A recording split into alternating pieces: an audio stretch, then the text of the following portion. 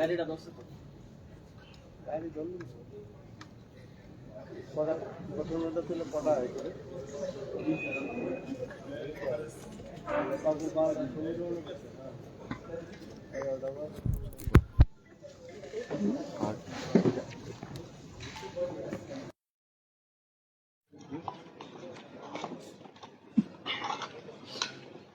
প্রশ্ন ও উত্তর। মাননীয় সদস্য সদস্যগণ, এখন প্রশ্নোত্তর পর্ব। আজকের কার্যসূচিতে সংশ্লিষ্ট দপ্তরের ভারপ্রাপ্ত মাননীয় মন্ত্রীগণ কর্তৃক উত্তর প্রদানের জন্য তার কাছে চিহ্নিত প্রশ্নগুলি মাননীয় সদস্য সদস্যগণের নামের পাশে উল্লেখ রয়েছে। আমি পর্যায়ক্রমে মাননীয় সদস্য সদস্যগণের নাম ডাকলে তিনি তার নামের পাশে উল্লেখিত নাম্বার জানাবেন এবং সংশ্লিষ্ট দপ্তরের মাননীয় মন্ত্রীগণ প্রশ্নের মৌখিক উত্তর প্রদান করবেন। প্রথম হচ্ছে শ্রী রঞ্জিত দাসজি। মাননীয় অধ্যক্ষ মহোদয়, আমার স্টার কোশ্চেনটি হলো 6 স্টার 6 না? Honorable Speaker, sir, let me start question number 6.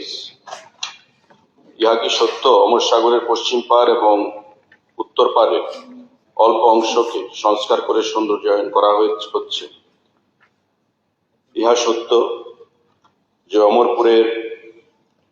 অমর সাগরে পশ্চিম পার ও উত্তর পারের কিছু অংশ এডিবি প্রকল্পের মাধ্যমে সৌন্দর্যায়ন করা হচ্ছে। সত্য হলে অমর সাগরের উত্তর পশ্চিম পারের সঙ্গে দক্ষিণ এবং পূর্ব পারকে সংস্কার করে সৌন্দর্য বৃদ্ধি করার কোনো পরিকল্পনা দপ্তরের আছে কিনা এবং না থাকলে তার কারণ। মাননীয় অধ্যক্ষ মহোদয়, এশিয়ান ডেভেলপমেন্ট ফান্ডের সহযোগিতায় অমরপুরের এই পশ্চিম পার এবং উত্তর পারের যে অংশ সৌন্দর্যায়ন করা হচ্ছে তার সঙ্গে আমাদের ছবিমুড়া সম্পূর্ণভাবে আমরা নতুনভাবে বিশ্ববাসীর কাছে উপস্থাপন করার প্রয়াস নিয়েছি। এশিয়ান ডেভেলপমেন্ট ব্যাংকের সৌজন্যে প্রায় 60 কোটি টাকা ব্যয় করে এই প্রজেক্ট আমরা তৈরি করছি। যখন একটা প্রজেক্ট তৈরি হয়, মাননীয় বিধায়কের সঙ্গে আমার ব্যক্তিগতভাবে আগে আলোচনা হয়েছে, তার আগে ডিপিআর তৈরি করতে হয়, যে প্রজেক্ট রিপোর্ট।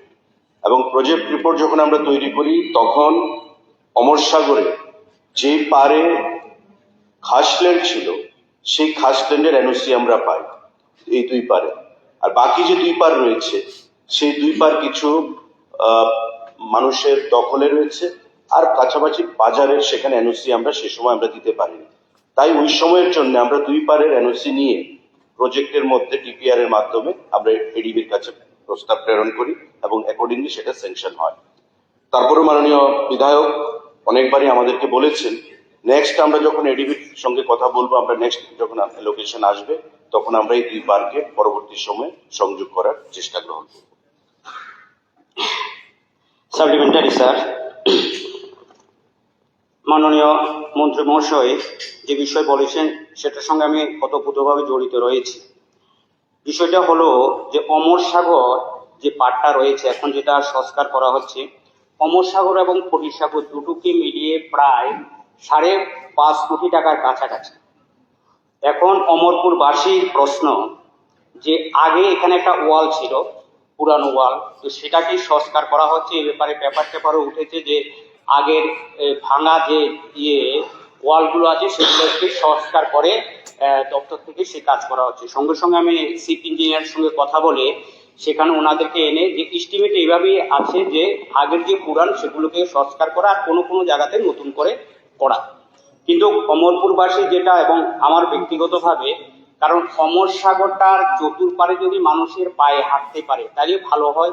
বিশেষভাবে আমাদের উদয়পুরের জগন্নাথ দিঘিটাকে যেভাবে সাজানো হয়েছে, অমরপুরবাসীর প্রশ্ন সেইভাবে অমর সাগর এবং ফটিক সাগর দুটোকে যাতে ওইভাবে করা হয়। আমি ব্যক্তিগতভাবে উদয়পুরের জগন্নাথ দিঘিটা দেখেছি, সেখানে প্রচুর পরিমাণে লোক হয় এবং এতটা সুন্দর করা হয়েছে যেহেতু অমরপুর এবং উদয়পুর কাছাকাছি, সুতরাং মানুষ আরো ভালো বেটার কিছু চায় যে, এবং ওইভাবে যাতে করা হয় তার জন্য আপনার মাধ্যমে দপ্তরের মাননীয় মন্ত্রীর কাছে আমার অনুরোধ অমরপুরবাসীর পক্ষ থেকে যাতে এটা উদয়পুর জগন্নাথ দিঘিকে যেভাবে চতুর্দিকে সৌন্দর্যায়ন করা হয়েছে ঠিক ওইভাবে যাতে করা হয়। এবং ফটিক সাগর যেটাতে সেটাকেও কিছু কিছু জায়গাতে করা হচ্ছে, একটা কর্নারে কিছু খেলার জিনিস, কিন্তু এটাকে ফটিক সাগরটাও যে অমরপুরের রাজান আমলে দুটোটা জিনিস, তো ফটিক সাগরটাকেও ঠিক একইভাবে চতুর্দিকে যাতে করার জন্য পরিকল্পনা রাখা হয়। আমি এশিয়ান ডেভেলপমেন্টে তারা যে যুক্তিটা দেখিয়েছিলেন যে তারা কোনো জলেতে তারা স্পর্শ করবে না, কোনো গাছ তারা কাটবে না,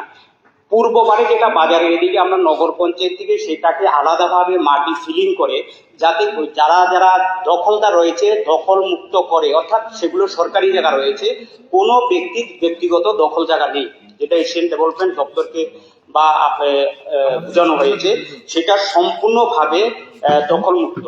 এটা সম্পূর্ণভাবে সেগুলো নগর পঞ্চায়েতে আয়ত্তে রয়েছে এবং নগর পঞ্চায়েতে প্রায় 18 লক্ষ টাকা খরচ করে সেটাকে করাতে। এর জন্য নগর পঞ্চায়েতে একটা ডিপিআর তৈরি করে রাজ্য সরকারের কাছে দেওয়া হয়েছিল স্পেশাল রেজিস্ট্রেশনের মাধ্যমে, যাতে ওটাকে করা হয় যদি এশিয়ান ডেভেলপমেন্ট করতে অপারগ হয়।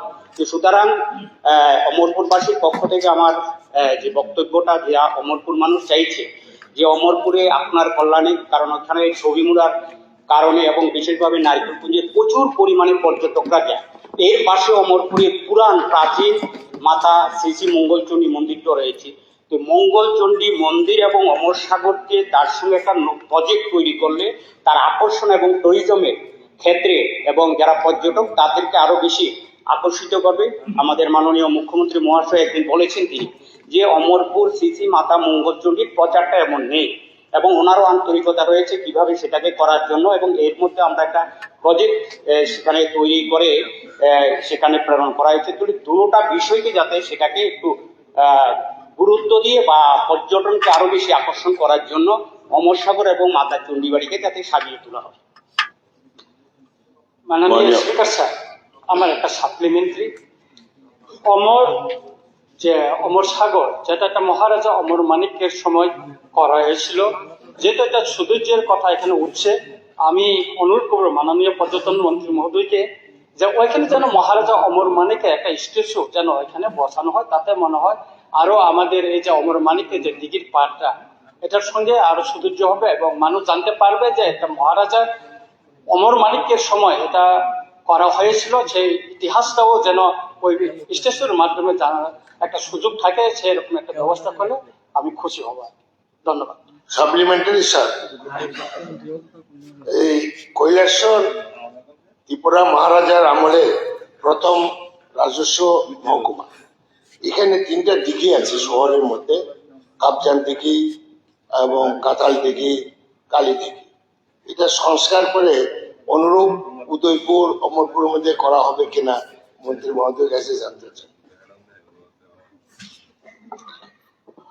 মাননীয় অধ্যক্ষ মহোদয়, মাননীয় বিধায়ক রঞ্জিত দাস যে প্রস্তাব রেখেছেন, আমি আগেই বলেছি যে আমাদের যে ছবি মোড়ার যে নতুন করে মাননীয় মুখ্যমন্ত্রীর হাত ধরে আমরা তার শিলান্যাস করেছি সৌন্দর্যায়নে, এবং আগামী 6 থেকে 7 মাসের মধ্যে প্রজেক্টটা আমাদের কাছে হ্যান্ড ওভার করা হবে। তারই একটা পার্ট বা কম্পোনেন্ট হচ্ছে আপনাদের এই দিঘির যে বিভিন্ন পাড়ের সৌন্দর্যায়ন করা। তার থেকে যে তথ্য আমার কাছে আছে, ডিপিআর যখন তৈরি হয়েছে তখন এনওসি দেওয়া ছিল না, যে কারণে আমরা ডিপিআর এ ওই দুটো পার্কে একত্রিত করতে পারিনি। তা আপনি বিধায়ক হিসেবে সেই উদ্যোগটা নিয়েছেন, পরবর্তী সময় আমি আপনাকে ধন্যবাদ জানাবো। তো আমি অনুরোধ করবো, আপনার কাছে আহ্বান জানাবো যে আগামী দিনে যে এনওসি গুলো দেওয়ার আমাদেরকে ব্যবস্থা করবেন, নেক্সট ডে আমি এসুরেন্স দিচ্ছি আপনাকে যে কোনো একটা প্রজেক্টে অ্যাকোমোডেট করে তার সৌন্দর্যায়ন যে লেফট আউট যে পোর্শন গুলো সেগুলোকে আমরা ইনক্লুড করব। মাননীয় বিধায়ক রঞ্জিত দেববর্মা যেটা বলেছেন অমরপুরে অমর মানিক্যের, মহারাজা অমর মানিক্যের মূর্তি সম্পর্কে আমি দপ্তরের সঙ্গে আলোচনা করবো বিষয়টা।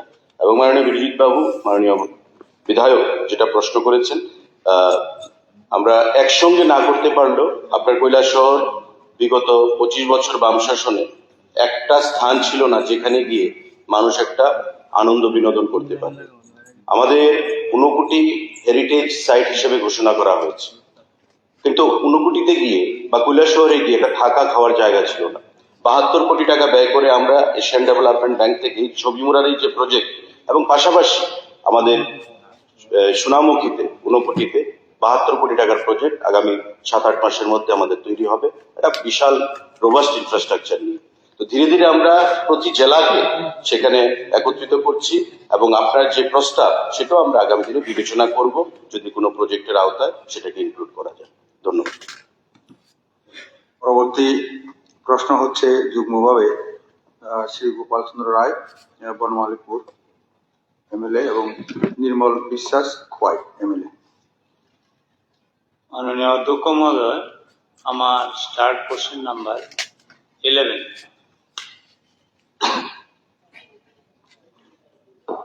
মাননীয় অধ্যক্ষ মহোদয়, অ্যাডমিটেড স্টার্ট কোশ্চেন নাম্বার 11 যুগ্মভাবে শ্রী গোপাল চন্দ্র রায় এবং শ্রী নির্মল বিশ্বাস আনিত। রাজ্যে রেলওয়েতে দ্বিতীয় গাইডলাইন হিসাবে ধর্মনগর থেকে কৈলাসহর, কমলপুর, খোয়াই, মোহনপুর, আগরতলা, সোনামুড়া, বেলোনিয়া হয়ে সাবরুম পর্যন্ত নতুন রেলপথের কোনো প্রস্তাবনা কেন্দ্রীয় রেল মন্ত্রকের নিকট পাঠানো হয়েছে কিনা? হ্যাঁ, এটা সত্যি যে যেই লাইনগুলোর কথা বলা হয়েছে সেই নতুন রেলপথের প্রস্তাব দিল্লির কেন্দ্রীয় রেল মন্ত্রকের নিকট আমরা পাঠিয়েছি। পাঠানো হলে বর্তমানে তা কি পর্যায়ে রয়েছে? একটা বিশাল অংশের সার্ভের কাজ সম্পন্ন হয়েছে এবং 170 কিলোমিটারের একটা ডিপিআর, প্রায় 3,300 কোটি টাকার একটা ডিপিআর সেখানে বানিয়ে রেল দপ্তর নিজেরাই সেই সার্ভের কাজ সম্পন্ন করেছে এবং বর্তমানে সেটা রেলওয়ের যে বোর্ড, সেই রেলওয়ে বোর্ডের অধীন রয়েছে। এবং আমাদের মাননীয় মুখ্যমন্ত্রীও কেন্দ্রীয় রেল দপ্তরের যিনি মন্ত্রী অশ্বিনী বৈষ্ণবের সঙ্গে আলোচনা করেছেন, আমিও ব্যক্তিগতভাবে ওনার সঙ্গে মিলিত হয়ে সে বিষয়ে আলোচনা করেছি। এবং বর্তমানে যেহেতু এটা কেন্দ্রীয় সরকারের আওতাধীন রেলওয়ে বোর্ডের কাছে রয়েছে, আমরা অপেক্ষা করছি আগামী দিনে আমাদের কাছে কি নির্দেশনা প্রদান করা হয় তার। সাপ্লিমেন্টারি স্যার, ভালোই লাগলো কেন্দ্রীয় রেল মন্ত্রকের নিকট প্রস্তাব পাঠানো হয়েছে, কিন্তু আমি অনুরোধ করব যে সার্ভে হয়েছে যাতে অতি দ্রুত second main line of the railway যাতে হয়, তার জন্য পার্শ্ব করার জন্য আমি অনুরোধ করব। Supplementary sir. নির্মল বাবু। স্যার, এই যে রেলপথটার কথা আমরা বলছি, এটা দীর্ঘদিন যাবৎ বিশেষ করে আগরতলা থেকে সাবরুম পর্যন্ত রেলপথ নির্মাণ হওয়ার পরে রাজ্যের আরেকটা বিরাট অংশের এলাকা আমরা রেল মানচিত্র থেকে একটু দূরে রয়েছি। বিশেষ করে দুইটা জেলা সদর, ঊনকোটি জেলা সদর এবং খোয়াই জেলা সদর, তার পাশাপাশি কয়েকটি মহকুমা সদর যেমন কমলপুর, মোহনপুর, সোনামুড়া। ফলে এই রেলপথটা নির্মাণ হলে স্যার একটা বিরাট অংশের মানুষ উপকৃত হবে। আমরা দীর্ঘদিন যাবতই শুনছি যে এই যে সার্ভের কাজটা চলছে, আমি আপনার মাধ্যমে মাননীয় মুখ্যমন্ত্রী এবং পরিবহন মন্ত্রীর নিকট অনুরোধ রাখবো যে যত দ্রুত সম্ভব এই পথ দিয়ে রেল লাইন নির্মাণ করার জন্য প্রয়োজনীয় উদ্যোগ গ্রহণ করা। সাপ্লিমেন্টারি স্যার, আমি একটা চিঠি মাননীয় মন্ত্রী সুশান্ত বাবুকেও দিয়েছি এবং রেলের বোর্ডের কাছেও সেটা পাঠিয়েছি। এটা হচ্ছে, এর আগে আপনারা জানেন যে কাঞ্চনজঙ্ঘা সাবরুম পর্যন্ত প্রসারিত হওয়াতে দারুণ উপকৃত হয়েছি আমরা দক্ষিণের মানুষ। আমার বক্তব্য হচ্ছে হামসফর এক্সপ্রেস এবং গরিব রথ এই দুটোকেও সাবরুম থেকে ছাড়া যায় কিনা, তার জন্য মাননীয় মন্ত্রী মহোদয়ের একটা উদ্যোগ এর আগেও আমি দেখেছি। আমি আশাবাদী যে এই বিষয়ে মন্ত্রী অন্তত ভালো উদ্যোগ গ্রহণ করবেন এবং আগামী 1-2 মাসের মধ্যে গরিবরথ এবং হামসফর এক্সপ্রেস সাবরুম থেকে ছাড়বে, এই প্রত্যাশা নিয়ে বিধানসভা থেকে যাচ্ছে। মাননীয় মন্ত্রী উত্তর দেবেন। আরে একটা সাপ্লিমেন্টারি ছিল স্যার। মাননীয় মন্ত্রী গোপাল বাবুর তো আরো কয়েকটা আছে। স্যার, আমি একটু আমার সাপ্লিমেন্টারিটা করে নিই। স্যার, আমি লেট মি কমপ্লিট। স্যার, এখানে মাননীয় মন্ত্রী কালকে ছিলেন না। আমি বলবো যে ভারতবর্ষের সব এই ক্যাটাগরির রাজ্যের সঙ্গে যেখানে যেখানে রেল লাইন আছে, রাজধানী আছে, আগরতলাতে থেকে বা ত্রিপুরা সাবরুম থেকে বা আগরতলা থেকে দিল্লি মেইন স্টেশন অব্দি রাজধানীর কোনো আপনারা এখন রাজধানীতে আছে চিঠিপত্র না, এটার মধ্যে নেই। এটা কালকে বলেছিলাম, রেল এই ট্রান্সপোর্ট মিনিস্টার ছিলেন আপনার না? বিধানসভাতে সব কি অবস্থায় আছেন? ঠিক আছে মাননীয় স্পিকার সব স্যার। সব মাননীয় স্পিকার স্যার, একটা কথা বলে আমরা মনোগাদ রেল স্টেশন লংতরাইবিলি মহকুমার একমাত্র রেল স্টেশন যেখান থেকে প্রত্যেকটা দিন বহু মানুষ শিলচর হোক, গুয়াহাটি হোক বা আগরতলার দিকে আসা যাওয়া করে, কিন্তু আমাদের লংতরাইবিলের একটা সকল স্তর জনগণের একটা মানে দাবি, দীর্ঘদিনের দাবি, স্টপেজ রেল একটু থামাতে হবে। আর আরেকটা বিষয়, আমরা সামুন হইতে গন্ডা তৈসা তো অমরপুর তো শিলাচুরি তো সাবরুম পর্যন্ত যদি একটা বিকল্প রেল ট্র্যাক বসানোর একটা উদ্যোগ নেয় সরকার, তাহলে ওই দিকের জনগণ যারা খুবই উপকৃত হবেন। সেই উদ্যোগ নেওয়ার জন্য আমি আপনার মাধ্যমে স্যার মাননীয় মন্ত্রী মহোদয়কে অনুরোধ করব। ধন্যবাদ। মন্ত্রী মহোদয়। মাননীয় অধ্যক্ষ মহোদয়, সম্মানিত বিধায়ক নির্মল বাবুর যে প্রস্তাব, আমি আগেই বলেছি যে মাননীয় মুখ্যমন্ত্রী এ বিষয়ে যথেষ্ট আন্তরিক, এবং আমিও দপ্তরের মন্ত্রী হিসেবে দুবার মাননীয় রেলমন্ত্রীর সঙ্গে দেখা করে এই বিষয়গুলো উত্থাপিত করেছি, এবং নিশ্চয়ই যখন হবে খুব তাড়াতাড়ি যেন এটা এক্সপার্টেট করা যায় সে বিষয়ে আমাদের সরকারের মাননীয় মুখ্যমন্ত্রী এবং আমাদের দপ্তরের সেখানে ঐকান্তিক প্রচেষ্টা রয়েছে। দীপঙ্কর বাবু যে প্রশ্ন রেখেছেন যে 1-2 মাসের মধ্যে সেই এসুরেন্স তো আমরা দিতে পারবো না, বা এই হাউসও দিতে পারবে না, মাননীয় মুখ্যমন্ত্রীও দিতে পারবেন না। সম্পূর্ণ বিষয়টা হচ্ছে কেন্দ্রীয় সরকারের অধীন। তারা, আমি আগেই বলেছি যে সার্ভের কাজ চলছে, সার্ভের কাজ যখন তারা সম্পন্ন করবে তারপর তারা সিদ্ধান্ত নেবে। নির্মল বাবুর প্রশ্ন বা গোপাল বাবুর প্রশ্ন, আপনার যেটা যে হামসফর এক্সপ্রেস সাবরুম থেকে সেখানে ছাড়ার ব্যবস্থা করা, আপনি নিশ্চয়ই জানেন আমি আপনাকে অ্যাকনোলেজমেন্টও দিয়েছি চিঠি, আপনি যে চিঠি আমাকে পাঠিয়েছিলেন, এবং আপনার প্রস্তাব আসা মাত্র আমি সঙ্গে সঙ্গে কেন্দ্রীয় রেল দপ্তরের মন্ত্রীর কাছে আমি পাঠিয়ে দিয়েছি, এবং তার রিসিপ্টও আমি আপনাকে দিয়েছি।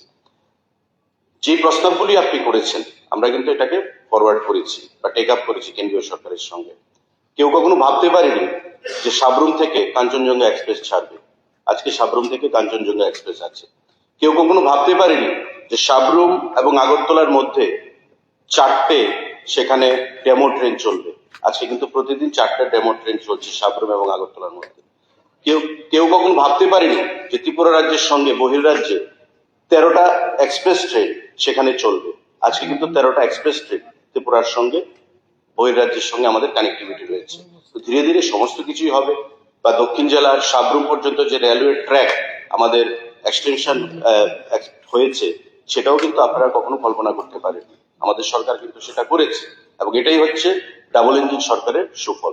তো আগামী দিনে এই জিনিসগুলো আমাদের মাথায় রয়েছে, মাননীয় মুখ্যমন্ত্রীর মাথায় রয়েছে, নিশ্চয়ই আমরা সেই জিনিসগুলো দেখব, এবং যত তাড়াতাড়ি এখানে ধর্মনগর, কৈলাসহর, কমলপুর, খোয়াই, মোহনপুর, আগরতলা, সোনামুড়া, সাবরুম, বেলুনিয়া, এই যে আমাদের এলাকা যেগুলো বাদ গেছে, সেগুলো কিভাবে আরো রেলওয়ে কানেক্টিভিটির আওতায় আনা যায় সে বিষয়ে আমাদের দৃষ্টি রয়েছে, সরকারের দৃষ্টি রয়েছে। পরবর্তী প্রশ্ন অনারেবল মেম্বার গোপাল চন্দ্র রায়।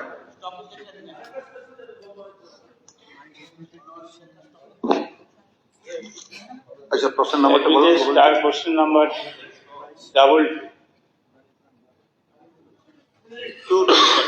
22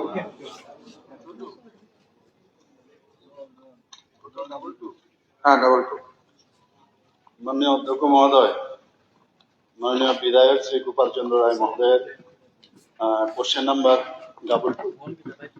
1 নম্বর কোশ্চেন, আগরতলা পৌর নিগমের 51টি ওয়ার্ডে বিশুদ্ধ পানীয় জল সরবরাহ করা হয় কিনা? উত্তর হচ্ছে আগরতলা পৌর নিগমের 51টি ওয়ার্ডে বিশুদ্ধ পানীয় জল সরবরাহ করা হয়।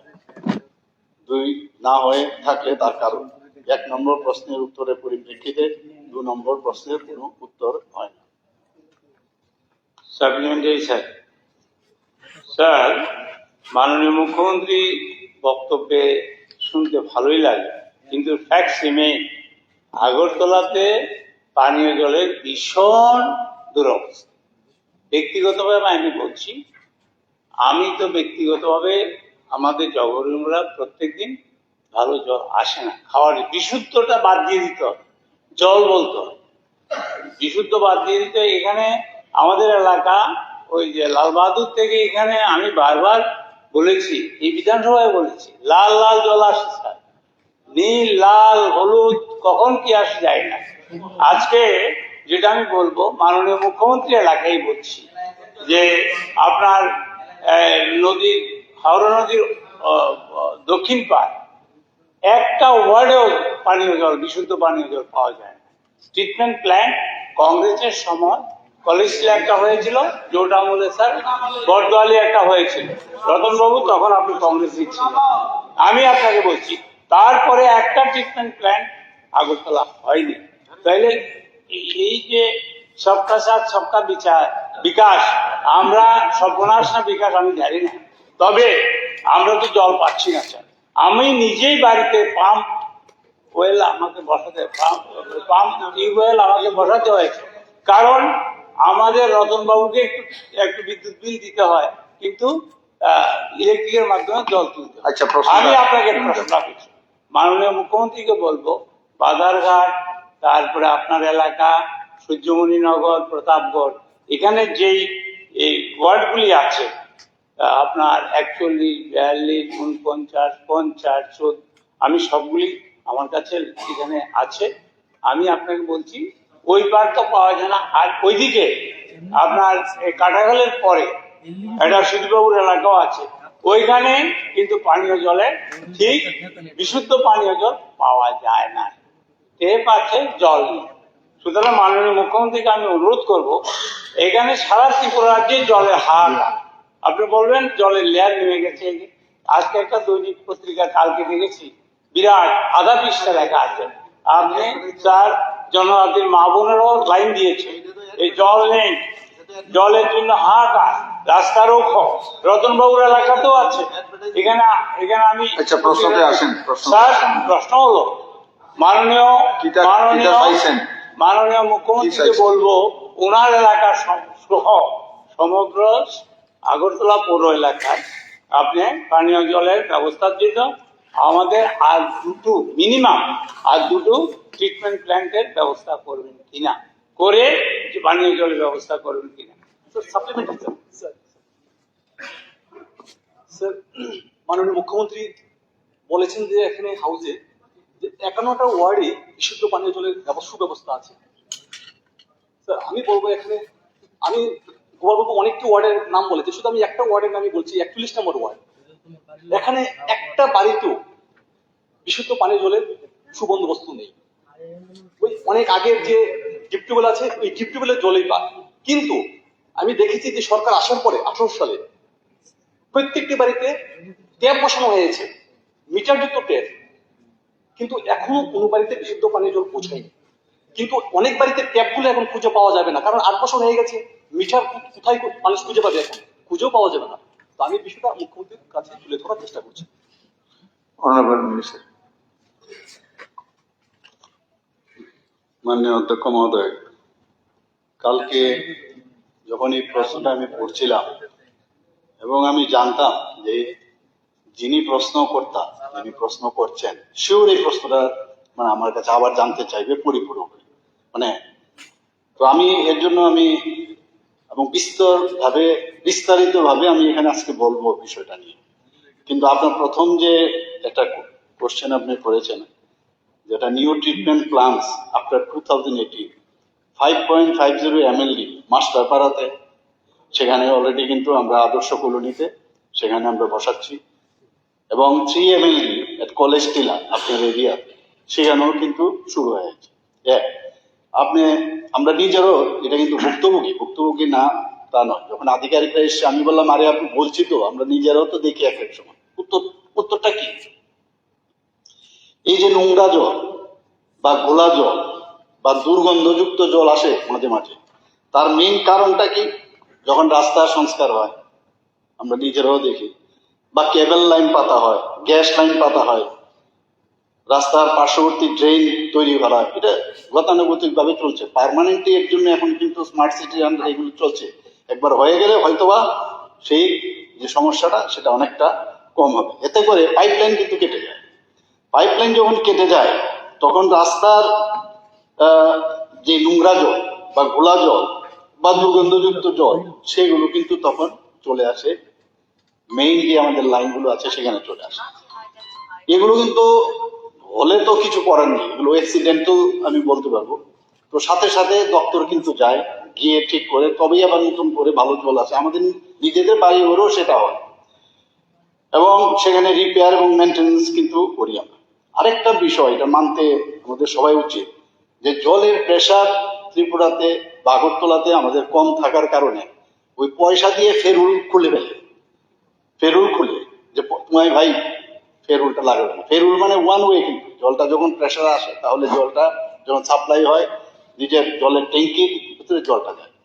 এখন ফেরুল যেহেতু খুলে ফেলেছে, এতে করে যখন জল যায় উল্টো জল কিন্তু আবার যদি তার ট্যাঙ্ক যদি পরিষ্কার না করে নিয়মিত, তাহলে কিন্তু সেই জল উল্টো আবার সেই আপনার যে মেইন পাইপলাইন সেখানে চলে আসে। এটা একটা সমস্যা, যে কারণে এই প্রবলেমগুলো হয়। এর জন্য একটা ক্যাম্পেইন মিউনিসিপ্যালিটি থেকে করছে, ক্লিন ইউর ট্যাঙ্ক ক্যাম্পেইন, এবং এর জন্য বিভিন্ন যেসব মেলা, এক্সিবিশন এবং আমরুত মিত্র সেলফ হেল্প গ্রুপ মেম্বাররাও এই নামে তারা বাড়ি বাড়ি গিয়ে সেই প্রচার করছে। আর আমি পুরো বিষয়টা আমাদেরও পড়তে গিয়ে কালকে আমি দেখলাম, আমরা দূর থেকে এরকমই মনে হয়। মাননীয় বিধায়ক মহোদয় যেটা বললেন, এখানে কিন্তু সবকটার আনসারই হবে আমার মনে হয়, যে আগরতলা পুর নিগম এলাকায় ত্রিপুরা জল বোর্ড, ডিডব্লিউএস ডিভিশন আগরতলা 1 এবং 4টি ডিডব্লিউএস সাব ডিভিশনের মাধ্যমে প্রতিদিন জল সরবরাহ করে থাকে। বর্তমানে আগরতলা পুর নিগম এলাকায় 13টি surface water treatment plant, surface water মানে আমাদের যে হাওড়া জল, হাওড়া নদী থেকে সেটা আসে। গ্রাউন্ড ওয়াটার ট্রিটমেন্ট প্ল্যান্ট, এখন জানেন যে গ্রাউন্ড ওয়াটার থেকে আমাদের জল আনতে হয়। এর মাধ্যমে আমাদের জল সরবরাহ তো হয়, তার ছাড়াও 31 মডিফাইড আয়রন রিমুভাল প্ল্যান্ট সেটাও বসানো হয়েছে, 6টি package type iron removal plant এবং 77টি গভীর নলকূপের মাধ্যমে পানীয় জল সরবরাহ করা হয় নিয়মিত। Everyday it is happening. এখানে আগরতলা পুর নিগম এলাকায় মোট যে পরিমাণ জল সরবরাহ করা হয় তার মধ্যে 25% যদি পার্সেন্টেজে যাই আমরা, 25% সারফেস ওয়াটার মানে হাওড়া নদী থেকে যেটা আনা হয়, এবং 75% গ্রাউন্ড ওয়াটার। এই সরবরাহকৃত যে গ্রাউন্ড ওয়াটারের মধ্যে আমরা সবাই জানি যে আয়রন মিশ্রিত জল আছে। এখন IS 10500:2012 অর্থাৎ 2012-তে যে ইন্ডিয়ান স্ট্যান্ডার্ড, এবং এটা হচ্ছে 10500 বলে একটা নাম্বার, সেখানে এটা সেকেন্ড ডিভিশন হয়েছে। সেখানে বলা হয়েছে কি, আয়রন যদি থাকেও তার যদি পরিমাণ লিটার প্রতি 0.30 মিলিগ্রাম যদি থাকে সেটা কিন্তু গ্রহণযোগ্য, মানে তাতে শরীরের কোনো প্রবলেম হয়, অলরেডি সেই নির্দেশিকা আছে। এবং তবুও যে সমস্ত এলাকায় আয়রনের পরিমাণ বেশি থাকে ওই সব এলাকায় ground water treatment plant, modified iron removal plant, package type iron removal plant তৈরি করে আয়রনের পরিমাণ কমানো হয় এবং তারপরে কিন্তু জল সরবরাহ করা হচ্ছে। এখানে গ্রাউন্ড ওয়াটার নিয়ে আমরা অনেকবার, আপনিও কয়েকবার কথা বলেছেন, গ্রাউন্ড ওয়াটার এক্সট্রাকশন। এক্ষেত্রে ত্রিপুরার জন্য সেন্ট্রাল ওয়াটার বোর্ড এটা যে নির্দেশিকা বা নির্ধারণ করেছে, তার লিমিট দিয়েছে 60.60% আপনি এক্সট্রাক্ট করতে পারবেন, যেখানে ত্রিপুরাতে বর্তমানে মাত্র 10.06% জল আমরা এক্সট্রাক্ট করি। অর্থাৎ আমরা প্রচুর পরিমাণে জল, যে 10% বাদ দিলে বাকি জল কিন্তু আমাদের ভগবানই আমাদের বাঁচিয়েছে, কারণ আমাদের এখানে তো বরফ বলে জল আসার সুবিধা নেই, মাটির জল থাকাতে, এবং সেটাকে পিউরিফাই করে দেওয়ার ব্যবস্থা, এই ধরনের নতুন নতুন পদ্ধতি আসছে তার মধ্যে দেওয়া হচ্ছে। এই যে প্যাকেজ টাইপ IRP, এটা কিন্তু pre engineer modular water treatment system. আর IS 10500:2012 এটা হচ্ছে যে Indian standard in 2012 with numbers related to drinking water. এগুলো কিন্তু যা বর্তমানে যা এখানে আগরতলাতে দরকার বা ত্রিপুরাতে দরকার, সেই ব্যবস্থায় কিন্তু পুর নিগম কিন্তু সেই কাজটা করছে। এখন লোকেরও বিষয় আমাদের দেখতে হবে যে লোক সংখ্যা কত, আমাদের আগরতলাতে ফ্যামিলি কত, তো সেই অনুযায়ী আগরতলা পৌর নিগম এলাকায় মোট লোক সংখ্যা যা তথ্য আছে এখন, সেই তথ্য অনুযায়ী 5,79,418 জন। তো সেই অনুযায়ী প্রতি ব্যক্তি হিসাবে 135 লিটার যে আমরুত গাইডলাইন দেওয়া আছে সেই অনুযায়ী কিন্তু তাদের জলের চাহিদা। সেই হিসাবে প্রতিদিন মোট জলের চাহিদার পরিমাণ তাহলে কত হবে? 78.22 মিলিয়ন লিটার। কাজে মোট এই যে বিষয়টা প্রতিদিন 70 মিলিয়ন, এখানে 78.22 মিলিয়ন লিটার বলছে যদি আমরা প্রতিদিন হিসাব করি এবং লোকের যদি আমরা গুণ করি, তাহলে প্রতিদিন 70 মিলিয়ন লিটার জল আমরা কিন্তু মিউনিসিপ্যালিটির তরফ থেকে সেটা সরবরাহ করা হচ্ছে। অর্থাৎ এই যে বাকি যে বিষয়টা আছে সেখানে অনেকের বাড়ি, এছাড়া এই যে বাকিটাতে আছে অনেকের বাড়িতে নিজস্ব সোর্স, যেটা আপনি বললেন আপনার বাড়িতে লাগিয়েছেন, আমাদের বাড়িতে অনেকের বাড়িতে লাগায়, সেখানে সোর্স শ্যালো টিউবওয়েল বা স্মল বোর টিউবওয়েল বসানো হয়েছে। তো সেটাকে দিয়ে কিন্তু অনেকটা, আর তাছাড়া যেসব পরিবারে এখনো জলের লাইন দেওয়া যায়নি, তাদের যে বাড়ির সামনে বা ওই মানে পাড়ার একটা হাইড্রেন থাকে, সেখান থেকেও কিন্তু হাইড্রেন থেকে সেই জল তারা সংগ্রহ করে। এখন জলের গুণগত মানটাও দেখা দরকার। সেখানে ওয়াটার ট্রিটমেন্ট প্ল্যান্টে যে জল পরীক্ষাগার আছে, সেখানে প্রত্যেক দিন জলের গুণগত মান পরীক্ষা করা হয়।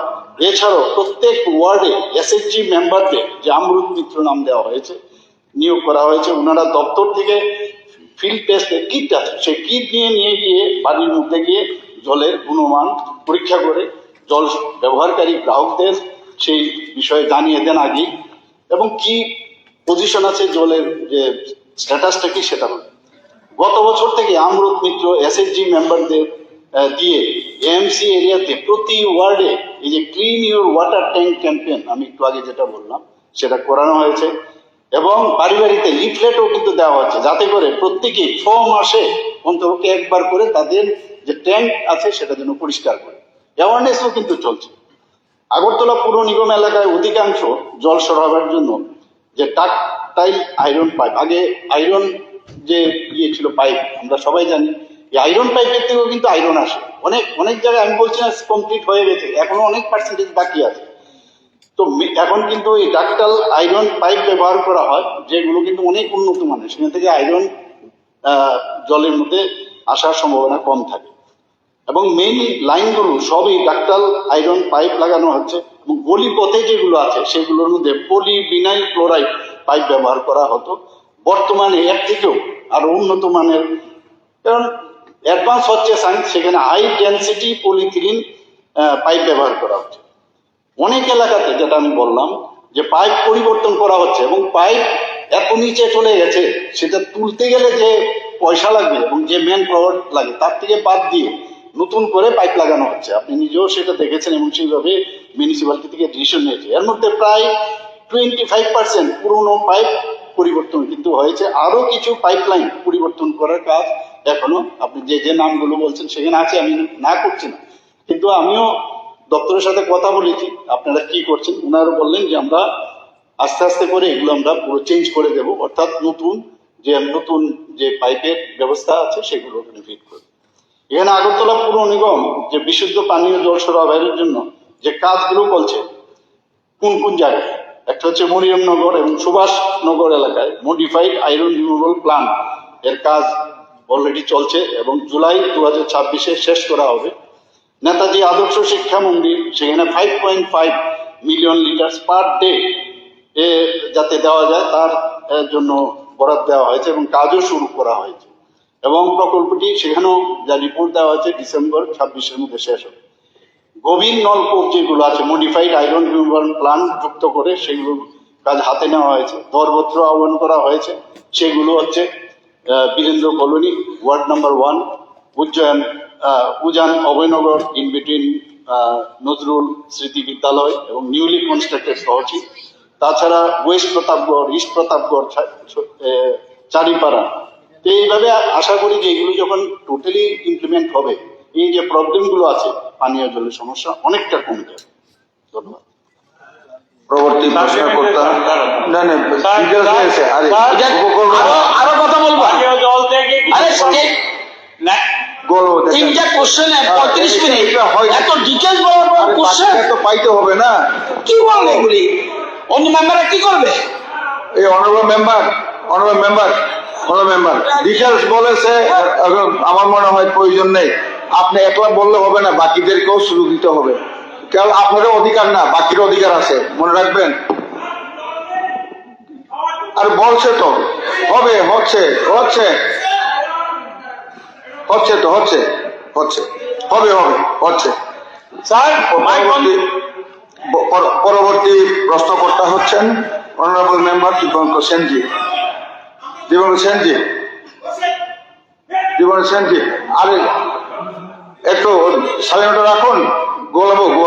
আপনি সিনিয়র ম্যান, না আপনি অনেক ডিটেল বলেছেন, অন্যকেও অধিকার দেবেন। আমরা চাই যত পারি বেশি করে এখানে প্রশ্ন উত্তর যাতে সবাই পায়, সরকার যাতে চলতে পারে। হ্যাঁ, দীপঙ্কর বাবু বলেন।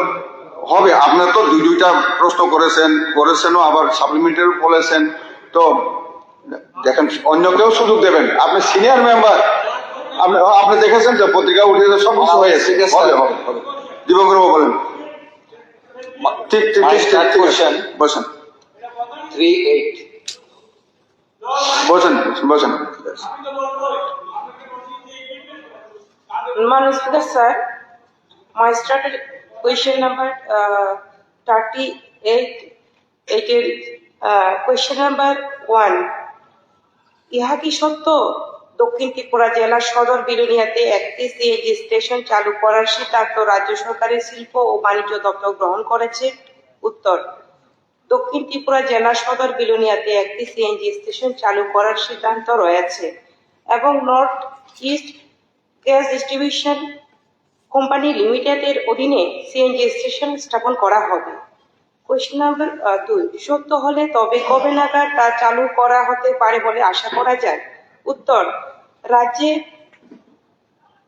রাজ্যে ইন্দ্রধনুষ gas grid limited pipeline commission করা হলে প্রযুক্তিগত সম্ভাব্যতার ভিত্তিতে পরিস্থিতি পর্যালোচনা করে সিএনজি স্টেশন স্থাপনের জন্য পরবর্তী পদক্ষেপ নির্ধারণ করা হবে।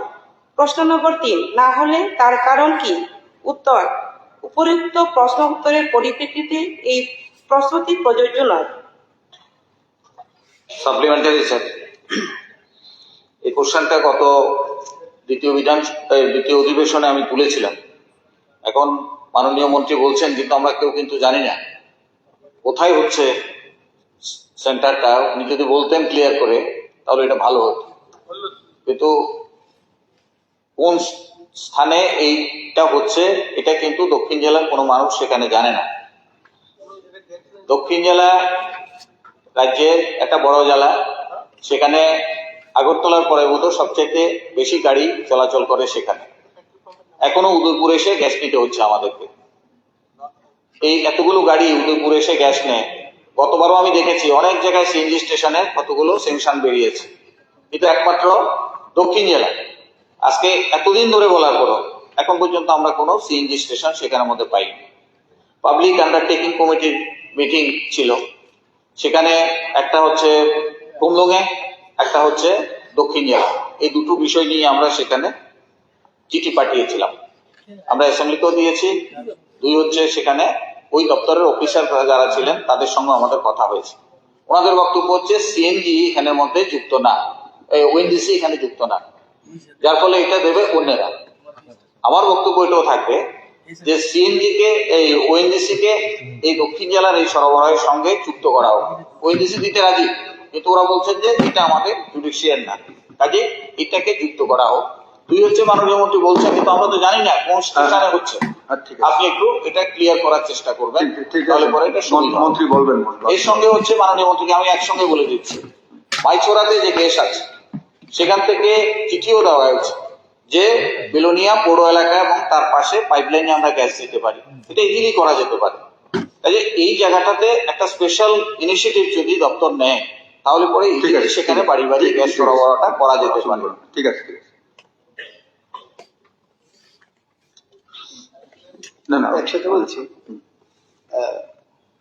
স্যার, এটার সাথে সোনামুড়া এবং কাঠালিয়া ব্লকে সিএনজি স্টেশন করার কোনো ইয়ে আছে কিনা? মাননীয় মন্ত্রী, honourable minister. Honour speaker sir, বর্তমানে দক্ষিণ ত্রিপুরা জেলার কোনো গ্যাস উৎস নেই। তবে যদি আইজিজিএল পাইপলাইন কমিশন করা হলে প্রযুক্তিগত সম্ভাব্যতার ভিত্তিতে পরিস্থিতি পর্যালোচনা করে সিএনজি স্টেশন স্থাপনের জন্য পরবর্তী পদক্ষেপ নির্ধারণ করা হবে এবং বিকল্প ব্যবস্থা সন্ধান খুঁজতে north east gas distribution company limited সম্ভাব্য গ্যাস সরবরাহের পরিকল্পনার জন্য ওএনজিসি এবং ওয়েল ইন্ডিয়া লিমিটেডকে সমাধানের জন্য যোগাযোগ করা হয়েছে এবং এই কোম্পানিগুলির উত্তরের অপেক্ষমান। যদি আইজিজিএল পাইপলাইন কমিশন করা হয়, প্রযুক্তিগত সম্ভাব্যতার ভিত্তিতে পরবর্তী পর্যালোচনা যে সিএনজি স্টেশন সেটা পদক্ষেপ নেওয়া হবে। তার পাশাপাশি আমি বলতে চাই যে আমাদের সোনামুড়া স্টেশন স্থাপন করা হবে 6 মাসের মধ্যে। ধন্যবাদ। পরবর্তী প্রশ্ন। সাপ্লিমেন্টারি স্যার, আমার উত্তর পাইনি। উনি প্রথম বললেন যে এটা কাজ শুরু হয়েছে, আমি জিজ্ঞেস করলাম কোথায়, এখন বলছেন না এটা হয়নি। কথা তো দুরকম হলো। আমি আনসারই বলেছি, এখানে আমি আপনারা সকলে হাউস দেখেছেন আমি কি বলেছি, এখানে যে হয়েছে আমি বলিনি। আমাদের সিদ্ধান্ত রয়েছে যে আমরা করতে চাই, কেননা এখানে পর্যাপ্ত পরিমাণে উৎস থাকতে হবে, কেননা সেখানে উৎস নেই। তার জন্য আমরা বিভিন্ন যে আমাদের ওএনজিসির সঙ্গে কথা বলা থেকে শুরু করে আমরা নর্থ ইস্ট গ্যাস ডিস্ট্রিবিউশন যে কোম্পানি লিমিটেড যেটা আমাদের সেই অনুসন্ধান আমরা তার মাধ্যমে অনুসন্ধান আমরা করছি, যদি আমরা বিকল্প কি ব্যবস্থা করা যায় সেই চিন্তাধারার মাধ্যমে আমরা চাই যেভাবে দ্রুত করা যায় সেই ব্যবস্থা আমরা করছি। ম্যাডাম, পাইপলাইন না থাকলেও গাড়ি বোঝাই করে গ্যাস নিয়ে উদয়পুরে চালু হয়েছিল। আচ্ছা, ঠিক আছে, ঠিক আছে। এটা চালু করুন। না, এই হচ্ছে আপনি ওএনজিসি আমি কথা বলছেন, ওএনজিসি কে দক্ষিণ জেলার সঙ্গে পাশাপাশি সোনামুড়া স্টেশন স্থাপন 6 মাসের মধ্যে হয়ে যাবে। ঠিক আছে, অনারেবল মেম্বার। তো যেখানে উৎস নেই সেখানে কিভাবে করব, তবে আমরা চেষ্টা চালিয়ে যাচ্ছি কিভাবে করা যায়। ঠিক আছে, পরবর্তী প্রশ্নকর্তা ইসলামউদ্দিন মহোদয়, অনারেবল মেম্বার।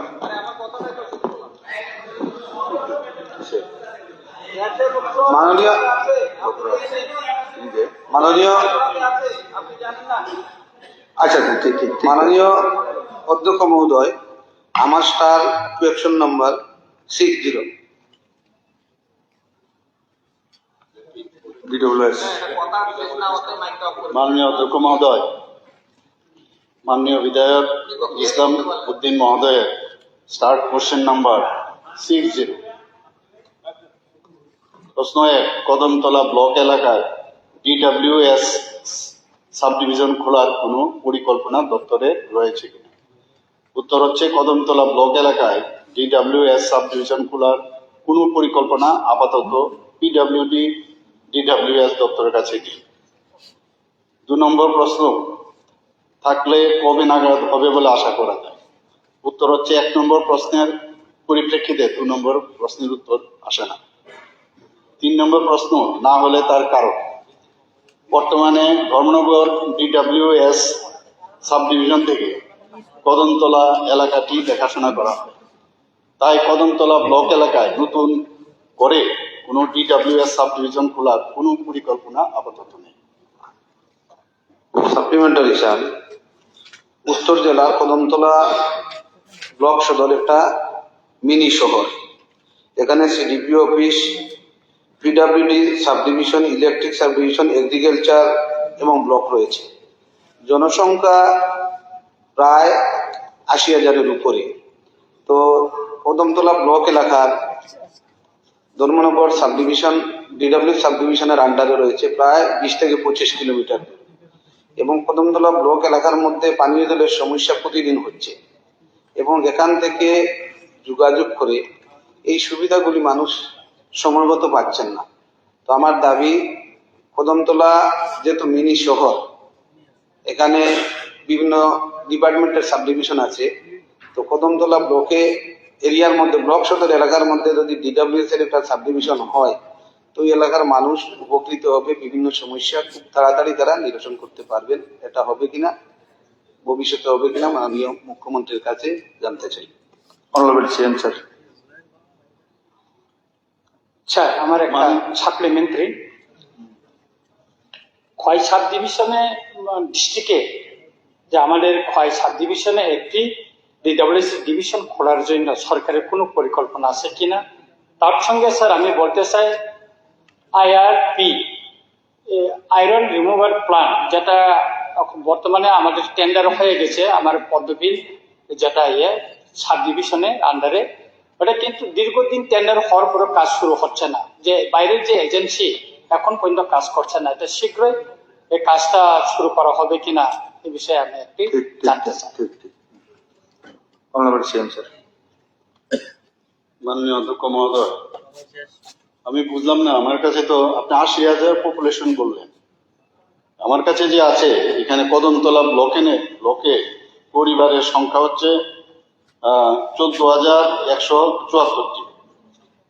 তো এখানে যদি আমরা 3 জন করেও যদি আমি গুণ করি 342, তাহলে 342, 80,000 হচ্ছে এভারেজ আর কি। আচ্ছা, যাই হোক, এখানে দেখুন ধর্মনগর মহকুমার যে কদমতলা ব্লক, সেই ব্লকের অধীনে পানীয় জলের যে উৎস, সেখানে 27টি গভীর নলকূপ আছে, 208টি স্বল্প বেশের গভীর নলকূপ আছে, 8টি যে ইনোভেটিভ আইডিয়ার মাধ্যমে প্রকল্প চালু আছে। এখানে আমি উল্লেখ করতে চাই, এই যে আমি পরিবারের সংখ্যা বললাম 14,174টি, এর মধ্যে প্রায় 9,987টি পরিবারের মধ্যে এই যে সোর্স গুলো আছে, সেই সোর্স থেকে পানীয় জল দেওয়া হচ্ছে। পাশাপাশি 5টি গভীর নলকূপ, 11টি স্বল্প বেশের গভীর নলকূপ এবং 9টি ইনোভেটিভ আইডিয়ার মাধ্যমে যে প্রকল্প, সেটার কাজ কিন্তু সেখানে চলছে। যদি এই প্রকল্পগুলোর মাধ্যমে আগামী দিনে যে অবশিষ্ট যেটা আছে আপনার, যেখানে আমি 14,174টি বললাম, তার মধ্যে 9,987 তারা জল পাচ্ছেন, যে অবশিষ্ট তাহলে কত রইল 4,187। এই যে আমি 5টা গভীর নলকূপ, এইটি যদি চালু হয়ে যায় তাহলে তারাও কিন্তু পেয়ে যাবে, অলরেডি সেগুলোর কাজ চলছে, নিশ্চয়ই আপনি জানেন। এবং আমার কাছে যা এখানে টাইম দেওয়া হয়েছে, টাইম লাইন, যে 2026-এর ডিসেম্বরে এই পরিকল্পনা শেষ হয়ে যাবে। আপনি যেটা দাবি করেছেন, আমি আবার আপনাকে বলছি যে ডিডব্লিউএস ডিভিশন, ধর্মনগরের অধীনে 2টো ডিডব্লিউএস সাব ডিভিশন কিন্তু অলরেডি রয়েছে, এবং সেটা ধর্মনগর ডিডব্লিউএস সাব ডিভিশন এবং আরেকটা পানিসাগর ডিডব্লিউএস সাব ডিভিশন। এবং যেখানে কদমতলা ব্লক, কলাছড়া ব্লক, সেইগুলো কিন্তু এই সাব ডিভিশন দ্বারাই কিন্তু পরিচালনা করা হয়। এবং যুবরাজনগর ব্লক ও পানিসাগর ব্লকের পানীয় জলের ব্যবস্থা পানিসাগর ডিডব্লিউএস সাব ডিভিশন দ্বারা হয়। এখানে আমি উল্লেখ করতে চাই যে ধর্মনগর ডিডব্লিউএস সাব ডিভিশন থেকে কদমতলা ব্লকের যে দূরত্ব অনলি 10 কিলোমিটার। সুতরাং বর্তমান পরিস্থিতিতে ডিডব্লিউএস যে সাব ডিভিশন আপনি যেটা করলেন, এখান থেকে যেহেতু দেখাশোনা প্রপারলি হচ্ছে, কোনো সমস্যা হচ্ছে না, তো আপাতত এই ধরনের যে চিন্তা ভাবনা নতুন করে খোলার প্রস্তাব দপ্তরের কাছে নেই। আচ্ছা, পরবর্তী প্রশ্নকর্তা অনারেবল মেম্বার তওয়াজ্জল হোসেন জি। ধন্যবাদ মাননীয় স্পিকার স্যার। আমার স্টার কোশ্চেন নাম্বার 6868।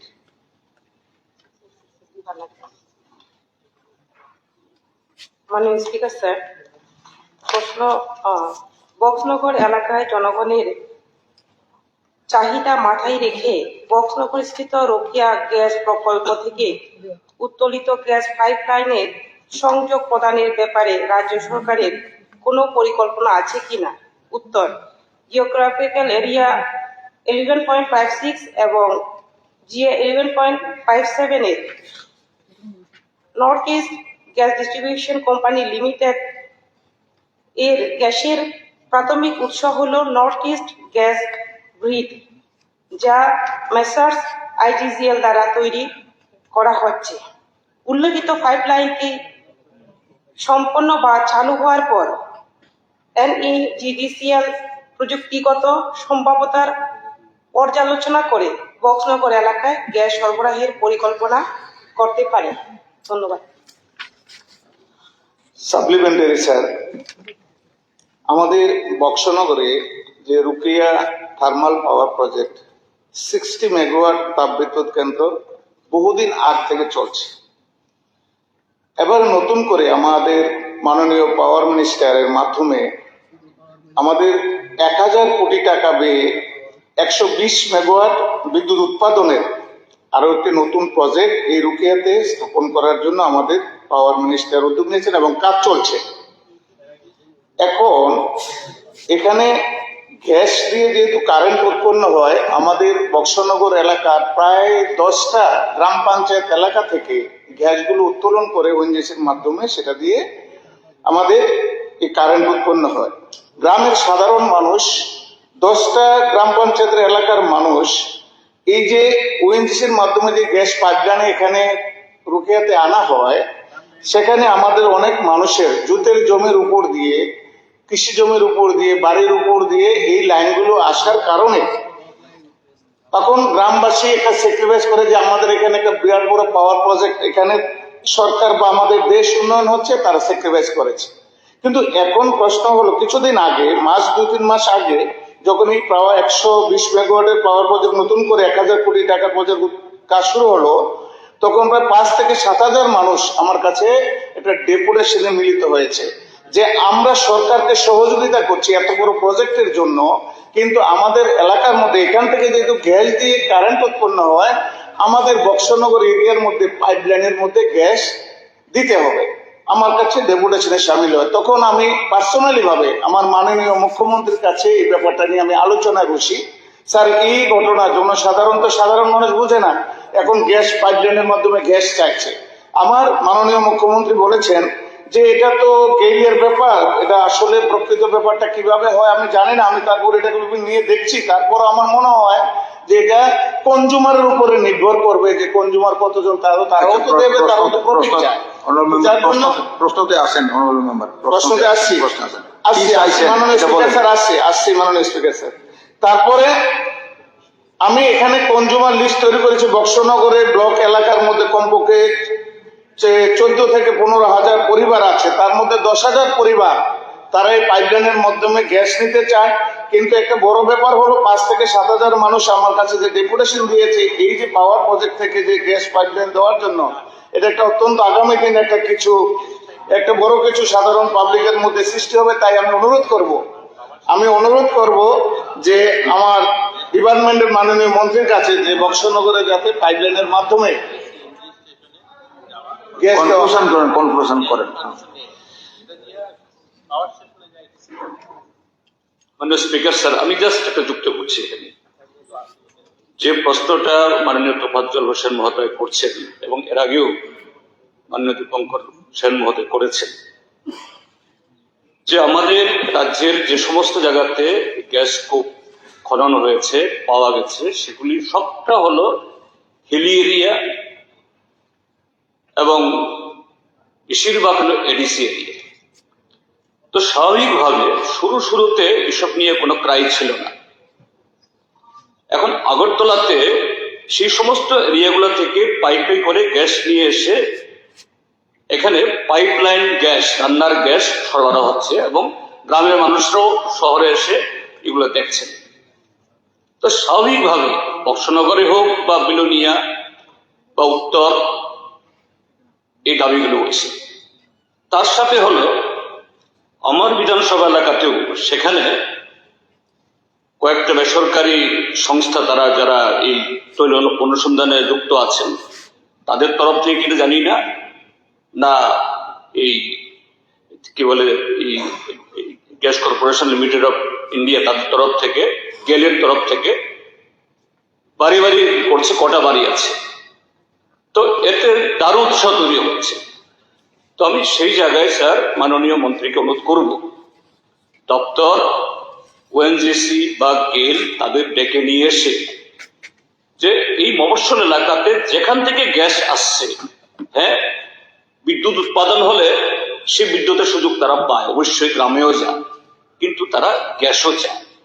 এই গ্যাস দেওয়ার জন্য কি ব্যবস্থা করতে পারে সরকার, এখানে কিভাবে যুক্ত হতে পারে, এটা যদি করেন তাহলে সব এলাকার মানুষ তারা সন্তুষ্ট হবেন। এটা মাননীয় মন্ত্রী করবেন কি?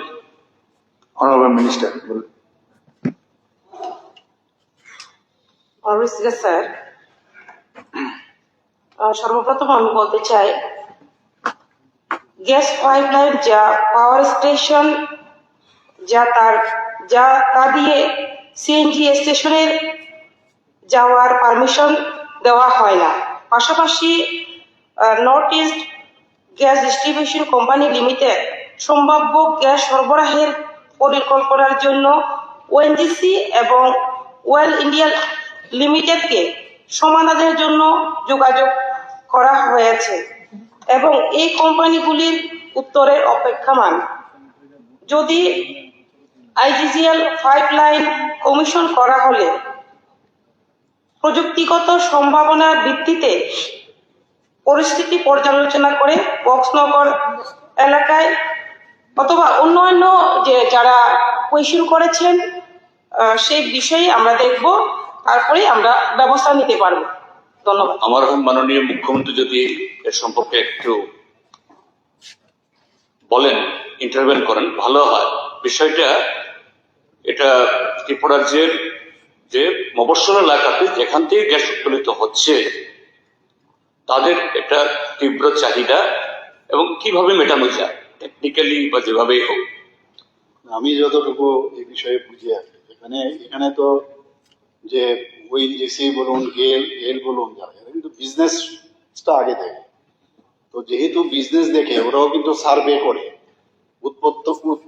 ঠিক আছে, কোনো জায়গার থেকে তার উৎপন্ন হচ্ছে, সব ভালো, এবং নিশ্চয়ই তাদেরকেও দেওয়া উচিত আমি মনে করি। কিন্তু দিতে গিয়ে ওরা তো বিজনেসটা দেখে, ওইখানে কত রকমের মানে কতজন গ্রাহক আছে, কারা অ্যাপ্লাই করেছে কিনা ইত্যাদি দেখে কিন্তু তারপরে কিন্তু এটা দেয়। ইভেন আমি বলছি, আমি যে বাড়িতে আগে পুরনো যে বাড়ি আমার, সেখানে কতবার আমি বললাম যে আপনারা আমাদের এত মেইন আগরতলা শহরের সেন্ট্রালে আমি থাকি, অথচ এখানে আপনারা গ্যাস না দেন না। তো ওই উত্তরে আমি বলছি আপনাদের এখান থেকে তো আজ পর্যন্ত কেউ রিকুইজিশনই দেয় না, তো আমরা তো পয়সা ছাড়া আমরা যাবো না। মানে এই হচ্ছে বিষয়টা। তবুও আমি বিষয়টা নিয়ে যদি আমি দেখি যে, কারণ বিজনেস দেয়ার একদম কমপ্লিটলি বিজনেস পিপল, কাজে ওরা ওদের লাইন টানবে, অনেক পয়সা খরচ আছে। তো পয়সার পরিবর্তে পয়সা যদি না আসে, তবুও ওদের ডেকে, আমি মাননীয় মন্ত্রী মহোদয় আছেন, একদিন আমরা বসবো বিষয়টা নিয়ে, এবং তাহলে আরো ক্লিয়ার হয়ে যাবে বিষয়টা আসলে কি এবং দেওয়া সম্ভব কিনা। আমি বলছি, আমি আরো যদি আনুষঙ্গিক আরো কিছু বিষয় থাকে, আমি তো I am not expert in this, তাহলে বসে আমরা কথা বলি যে প্রশ্নটা আপনি করলেন। আরেকটি প্রশ্ন হয়তোবা 12টার মধ্যে শেষ হবে না, তো আরেকটা প্রশ্ন দিচ্ছি। প্রশ্ন করতে হচ্ছেন অনারেবল মেম্বার যতলাল দেবনাথজি। মাননীয় স্পিকার স্যার, আমার থার্ড কোয়েশ্চন নম্বর 79।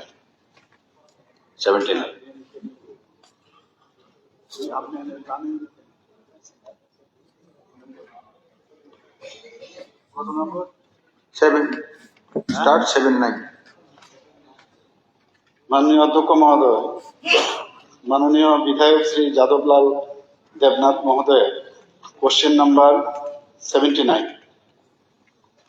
নাম্বার 1 হচ্ছে বাগমারা বিধানসভার অন্তর্গত বটপ্রসিতে টিআরটিসির পরিত্যক্ত যে জায়গা আছে, ধর্মনগর পুর পরিষদের ওয়ার্ড নাম্বার 23-তে পড়ে, এটা একটি সুপার মার্কেট করার পরিকল্পনা সরকারের আছে কিনা। উত্তর হচ্ছে, বাগবাসা বিধানসভার অন্তর্গত বটপ্রসিতে টিআরটিসির এই পরিত্যক্ত জায়গাটি পরিবহন দপ্তরের অধীনে থাকায় ধর্মনগর পুর পরিষদ থেকে এখনো কোনো পরিকল্পনা গ্রহণ করা হয়নি। 2 নম্বর হচ্ছে, থাকলে কবে নাগাদ হবে বলে আশা করা যায়। 1 নম্বর প্রশ্নের উত্তরের পরিপ্রেক্ষিতে 2 নম্বর প্রশ্নের কোনো উত্তর হয়নি। তার টিআরটিসি দপ্তরের অধীনে এখানে একটা গ্যারেজ ছিল। তো পূর্বতন বামফ্রন্ট সরকারের আমলে টিআরটিসি দপ্তরের তো সাংঘাতিক বেহাল অবস্থা করে গিয়েছে। মন্ত্রী ছিলেন মাননীয় মানিক দে মহোদয়। ওই সময়ে টিআরটিসিতে অনেক বাস টাসও কিনা হয়েছে, অনেকগুলো এসি বাসও কিনা হয়েছে। আমরা একবার আমি তথ্য সংগ্রহ করতে গিয়ে দেখেছিলাম যে এসি বাসগুলা কিনা হয়েছে, কিন্তু বাসগুলা কোথায় আছে এর কোনো হদিশ পাওয়া যাচ্ছিল না। চেসিস গুলা কিন্তু পাওয়া যায়নি, চেসিসও পাওয়া যায়নি যে কতটা বাস ত্রিপুরা সরকার ওই সময় কিনেছে। তো এই করে করে টিআরটিসির অবস্থা খুব খারাপ হয়েছে এবং ওই সময় এই টিআরটিসি গ্যারেজটাও নষ্ট হয়ে গেছে। এই জায়গা অনেক মানুষ দখল করে ফেলছে। তো আমি পুরো পরিষদের মাধ্যমে টুডাতে প্রস্তাব দিয়েছি যে এখানে একটা, এবং পুরো পরিষদ থেকে রিসেন্টলি গত মাসে তারা চেয়েছেন এটা করবার জন্য। তো এই টিআরটিসির সম্পদটা রক্ষা করবার জন্য যদি আমরা এখানে দ্বিতল সুপার মার্কেট এখানে করি, তাতে গভর্নমেন্টের রেভিনিউ আসবে, বেকার ছেলেদের মেয়েদের মানে আর্থিক অবস্থার উন্নত হবে, রোজগারের পথ সুগম হবে। তাই আমি এই প্রস্তাবটা উত্থাপন করছি যে এখানে এই মার্কেটটা করা যায় কিনা সরকারের বিবেচনার মধ্যে রাখার জন্য। নমস্কার, ধন্যবাদ। ঠিক আছে, অনুরোধ মিনিস্টার। মাননীয় অধ্যক্ষ মহোদয়, উনি নিজেই প্রশ্নের উত্তর নিজেই দিয়ে দিয়েছেন। উত্তরটা এরকম যে ওনারা জেনারেল বডি মিটিং করেছেন, মানে পুরো পরিষদের, নিশ্চয়ই ওনার জ্ঞাতার্থে সেটা হয়েছে এবং সেখানে 2 স্টোরি বিল্ডিং এর একটা মার্কেট, সুপার মার্কেট করার সিদ্ধান্ত ওনারা গ্রহণ করেছেন। তো এই যে ধর্মনগর পুর পরিষদ, এটা কিন্তু জায়গাটা তো হচ্ছে আপনার টিআরটিসি। তো এর জন্য একটা চিঠি কিন্তু দেওয়া হয়েছে টিআরটিসি কে, এবং টিআরটিসি কে দেওয়ার পর এখানে মাননীয় মন্ত্রী বাহাদুর এখানে উপস্থিত আছেন। আমি বলবো যদি উনিও জায়গাটা দেখুক, কারণ একবার কোনো ডিপার্টমেন্টের জায়গা হয়ে গেলে এটা যদি নষ্ট হয়, খারাপও থাকে, দিতে চায় না। তো আমি বলবো এটা প্রপারলি যদি এটাকে ইউজ করা যায় চিন্তা করে, তাহলে সেটা যদি, এবং জমিটা হস্তান্তর করতে হবে, ট্রান্সফার না করলে তবেই কিন্তু এই পরিকল্পনা যেটা ওনারা নিয়েছেন সেটা সম্ভব হবে। তো ধন্যবাদ মাননীয় সদস্যগণ। প্রস্তুতি পর্ব শেষ হলো। যে সমস্ত তার কাছে নিত প্রশ্নের উত্তর মৌখিকভাবে দেওয়া সম্ভব হয়নি, সেগুলো সহ তারকা চিহ্নবিহীন প্রশ্নগুলোর উত্তরপত্র সবার টেবিলে পেশ করার জন্য আমি সংশ্লিষ্ট দপ্তরের মাননীয় মন্ত্রীগণকে অনুরোধ করছি।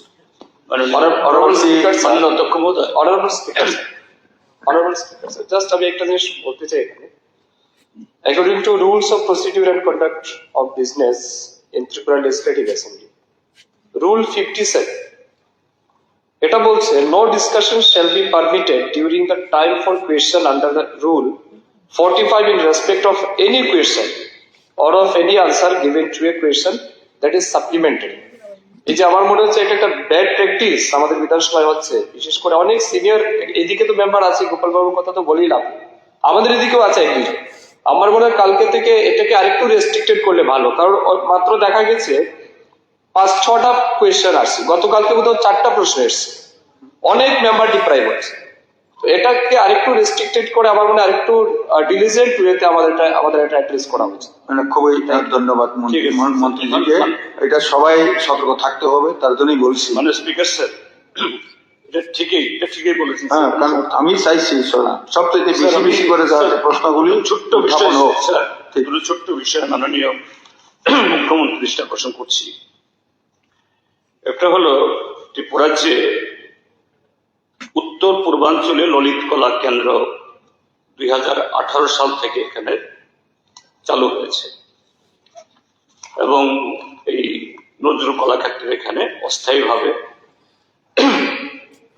এবং এই ললিত কলা কেন্দ্রের মধ্য দিয়ে আমাদের রাজ্য থেকে অসংখ্য শিল্পী তারা বিভিন্ন দিক থেকে, যেমন পেন্টিংস, তারপর গ্রাফিক্স, সেরামিক, ভাস্কর্য ইত্যাদিতে তারা ট্রেনিং পাচ্ছেন এবং সেন্ট্রাল গভর্নমেন্ট 20,000 টাকা করে তাদেরকে স্টাইপেন্ড দেয়। এবং 2022 সালে স্যার এই সরকারে তাদের জন্য একটা জমিও দিয়েছেন, সেখানে একটা বাড়ি তৈরি হবে, কিন্তু এখনো বাড়িটা তৈরি হয়নি। এই বাড়িটা তৈরি হলে পরে আরো অনেক শিল্পী অ্যাকোমোডেট হতে পারে, তারা ট্রেনিং এর সুযোগ পায় এবং তাদের এই শিল্পকলা শুধু ত্রিপুরাজ্যের মধ্যে না, ত্রিপুরাজ্যের বাইরেও এটাকে আরো সমৃদ্ধ বা প্রসারিত করার সুযোগ পায়। যে এই বাড়ি নির্মাণের জন্য যে সরকার দ্রুত ব্যবস্থা গ্রহণ করবেন কিনা, কেননা জমি দেওয়ার পর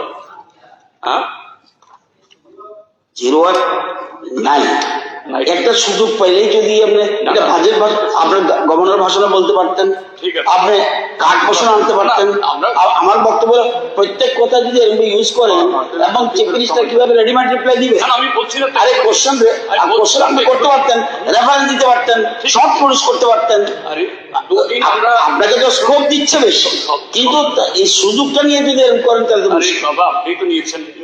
ঠিক আছে স্যার আরেকটা বিষয় হলো, আরেকটা ইম্পর্টেন্ট স্যার, আরেকটা ইম্পর্টেন্ট, ওবিসি ফেডারেশন তারা এসেছেন আমার কাছে। আমাদের রাজ্যে এই যে সুপ্রিম কোর্টে সিলিং এর জন্য রিজার্ভেশনে 50% অভাব দেওয়া যায়নি চাকরি ক্ষেত্রে, কিন্তু তাদের অভিযোগ হলো ওবিসি স্টুডেন্টসরা সেন্ট্রাল ইউনিভার্সিটিতেও সেখানেও সেই সুযোগ পাচ্ছেন না। সেন্ট্রাল ইউনিভার্সিটিতে হওয়ার কথা না। কাজে এটা খুবই গুরুত্বপূর্ণ। আমাদের রাজ্যে 35-40% ওবিসি পপুলেশন আছে, কেন ত্রিপুরা সেন্ট্রাল ইউনিভার্সিটিতে তাদের সে সুযোগ হবে না? কাজে এই দুটো ক্ষেত্র আমার মনে হয় এটা দেখা দরকার। অধ্যক্ষ মহোদয়, আমার আপনি হঠাৎ করে প্রশ্নটা তুলেছেন। একটা হচ্ছে ললিত কলা একাডেমি, আমি নিজেও সেখানে গিয়েছি। আমরাও চাই যে এখানে এটার তার আরো বেশি বেটারমেন্ট হোক, যে কারণে আমাদের তরফ থেকে কিন্তু জমি দিয়েছি এবং আমি বারবার ওনাদের এখানে বলেছি যে কেন আপনারা ওই জমির মধ্যে আপনারা বিল্ডিং তৈরি করছেন না তাড়াতাড়ি, কারণ ওনারা যদি সেখানে যান তাহলে আমাদের ওই জায়গাটা কিন্তু আমরাও স্পেস পাওয়া যাবে, অন্য আরেকটা কিছু চিন্তা করতে পারি। যতটুকু আমার মনে পড়েছে এতটুকু, এবং তার জন্য জায়গাও নির্ধারিত হয়েছে আপনি যেটা বললেন, এবং এই বিষয়ে কিন্তু আরো বিস্তারিত ভাবে যদি আপনি জানতে চান কি স্ট্যাটাস, তাহলে আমার জেনে তাহলে কথাটা বলতে হবে। আর 2 নম্বর যে বিষয়টা আপনি বললেন যে এটা খুবই গুরুত্বপূর্ণ ওবিসির বিষয়, সেটা তো অ্যাকচুয়ালি হায়ার এডুকেশন মিনিস্টার বা ওবিসি কল্যাণ দপ্তর যে আছে সেখান থেকে এই প্রশ্নটার উত্তর দিচ্ছে, হায়ার এডুকেশন থেকে না, ওবিসি থেকে না, ওবিসি দপ্তর সেন্ট্রাল। আর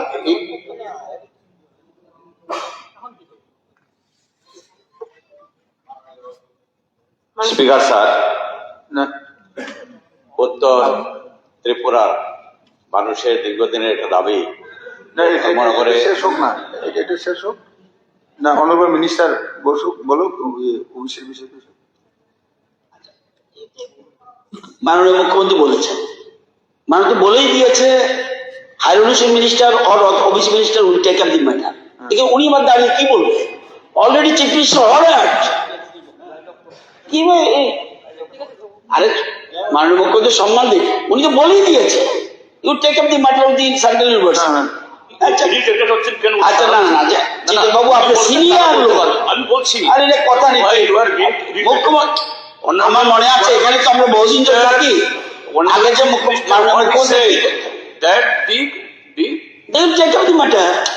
সংশ্লিষ্ট মন্ত্রী মহোদয় তিনি বলতে পারবেন তো? না না বলতে পারবে না, দেখুন না না না এরকম বলতে কেউই বলতে পারবে না। আমি কম খারাপ বলতে পারবে তাহলে আমি না জেনে কি বলে? আমি ভুল শুনেছি, আপনি শুনেছেন শুধু, উনি তারা বলতে পারবেন। বলছে টেক আপ দি ম্যাটার, তিনি দাঁড়িয়েছেন, why you are being irritated? আরে ঠিক না, একটা যে কোনো যদি দাঁড়িয়ে আপনি সুযোগ নিচ্ছেন, যদি উনি বলে দিতে পারবেন এটা হয় না কোনোদিন, না না পারবে না, কেমনে পারবে না এখানে কি হলো? ঠিক আছে, পরবর্তী যাদব অনারেবল মেম্বার, আপনি কি বলতে চাইছিলেন? আমাদের উত্তর ত্রিপুরার জনগণের দীর্ঘদিনের একটা দাবি আছে ধর্মনগর রেল ডিভিশন স্থাপনের বিষয়। তো এটা আমাদের রাজ্য সরকারের তরফ থেকে কেন্দ্রীয় সরকারের নোটিশে সেটা নেওয়া যায় কিনা সেই ব্যাপারটা আমি বিধানসভায় উত্থাপন করলাম। ঠিক আছে, ঠিক আছে। অনারেবল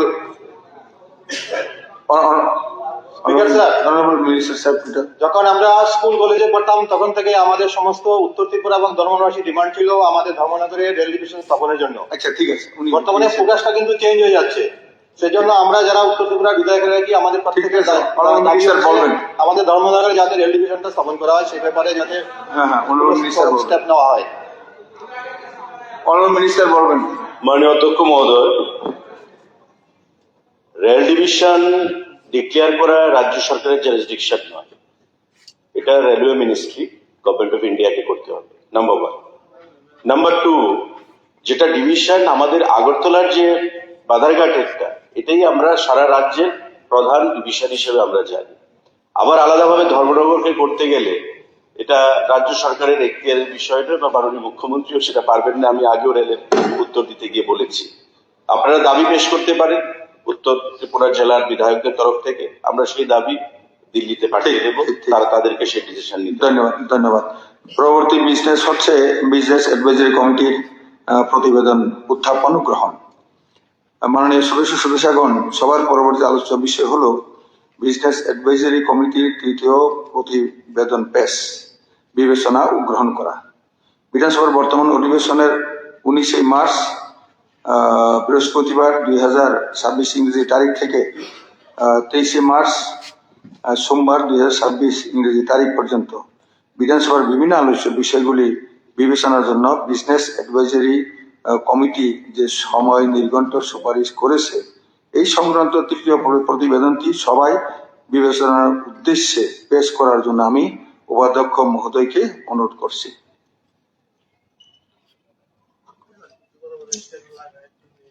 ধন্যবাদ। Honorable Speaker, as required under Rule 235 of the Rules of Procedure and Conduct of Business in the Tripura Legislative Assembly, I beg to present the third report of the Business Advisory Committee before the House. এখন প্রতিবেদনটি হাউজের বিবেচনার জন্য এবং অনুমোদনের জন্য প্রস্তাব উত্থাপন করতে উপাধ্যক্ষ মহোদয়কে অনুরোধ করছি। Honorable Speaker, under Rule 236(1) of the Rules of Procedure and Conduct of Business in the Tripura Legislative Assembly, I beg to move that this House agree with the allocation of the proposed by the committee. মাননীয় উপাধ্যক্ষ কর্তৃক উত্থাপিত প্রস্তাবটি এখন আমি ভোটে দিচ্ছি। প্রস্তাবটি হলো বিজনেস অ্যাডভাইজারি কমিটি। স্যার, আলোচনা তো হতে হবে স্যার, এটা এইভাবে তো স্যার এখন একতন্ত্র চলতে পারে না, গণতন্ত্র। আমরা তো আচ্ছা ঠিক আছে, শর্ট করে বলেন। শর্ট এটা বিজনেস স্যার, আপনার যে মেম্বার আছেন উনিও রাজি করে এটা দিয়েছে, সমস্ত দলেরই এখানে ছিল দিয়েছে, ওইখানে আপনি বসাটা ঠিক নয়। শুধুমাত্র বিএসসি না, এই হাউসের কথার পরিপ্রেক্ষিতেই কিন্তু আপনি মিটিং ডেকেছেন এবং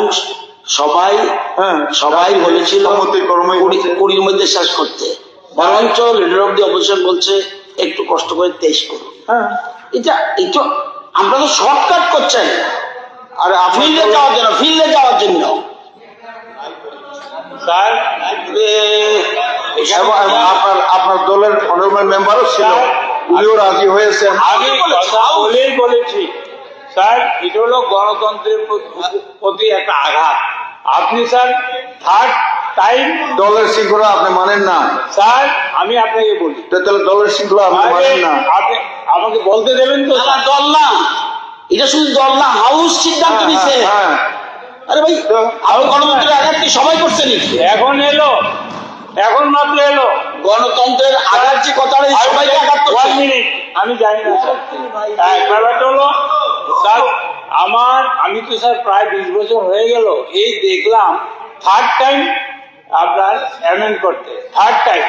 আমি যেটা বলছি, এখানে 9 দিন ছিল, আগে হয়েছে 5, 2, 7, 9, 7, 16, এখান থেকে আবার 2 দিন কেটে দিলেন। তাহলে জনগণের কথা কিভাবে বলা হবে স্যার? সব ডিপার্টমেন্ট কিন্তু স্যার ডিসকাস হয় না। আপনার প্রতিনিধিকে আপনি জিজ্ঞাসা করুন। আমি হাউসের মধ্যে আলোচনা কম হয়েছে স্যার, আমি করেছি, কিন্তু আমি আপনাকে বলি আমি করেছি, কিন্তু উনি বললেন মেজরিটি মাস্ট বি গ্রান্টেড। না এরকম হয় স্যার আপনার তো সময়টা নষ্ট করতেছেন সবাই, হ্যাঁ কেন এসব করছেন? আপনিও নষ্ট করতেছেন, আমি না। নেই এরকম না। আরে দেখুন এখন আমি জিতেন বাবু বলছেন ওয়ান একটু মাননীয় উপাধ্যক্ষ কর্তৃক উত্থাপিত প্রস্তাবটি এখন আমি কিছু বুঝতেছেন না। প্রস্তাবটি হলো বিজনেস অ্যাডভাইজারি কমিটি কর্তৃক প্রস্তাবিত সময় নির্ঘণ্টের সহিত এই সভা একমত। যারা এই প্রস্তাবের পক্ষে আছেন তারা হ্যাঁ বলবেন, যারা এই প্রস্তাবের বিপক্ষে আছেন তারা না বলবেন। আমি মনে করি হ্যাঁ বলেছেন তারাই সংখ্যাগরিষ্ঠ,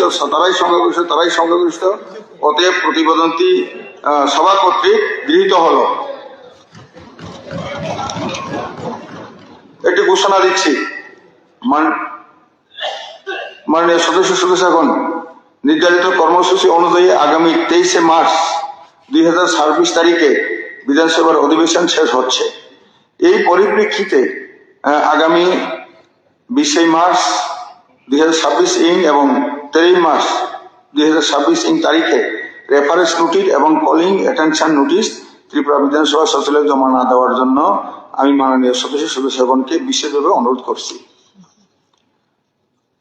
আরেকটি ঘোষণা, মাননীয় সদস্যগণ, রেফারেন্স নোটিশ এবং কলিং অ্যাটেনশন নোটিশের উপর সংশ্লিষ্ট মার্চ 2026 ইংরেজি তারিখে বিবৃতি প্রদানের জন্য ইতিপূর্বে এই সভাকে অবহিত করেছিলেন।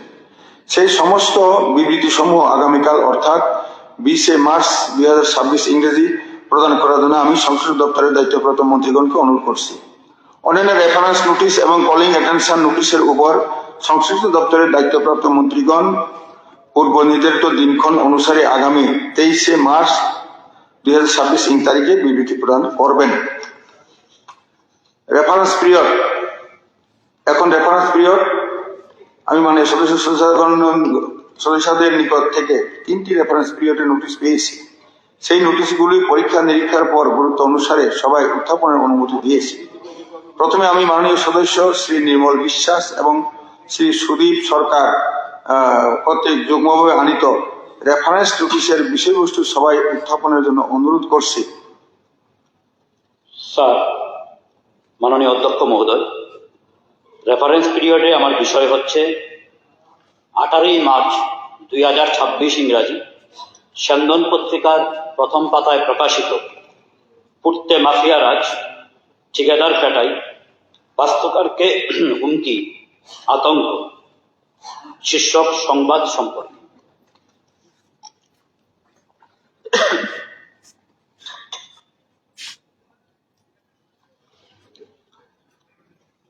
আমি স্বরাষ্ট্র দপ্তরের দায়িত্বপ্রাপ্ত মাননীয় মন্ত্রীকে এই রেফারেন্স নোটিশটির বিষয়ে বিবৃতি প্রদানের জন্য অনুরোধ করছি।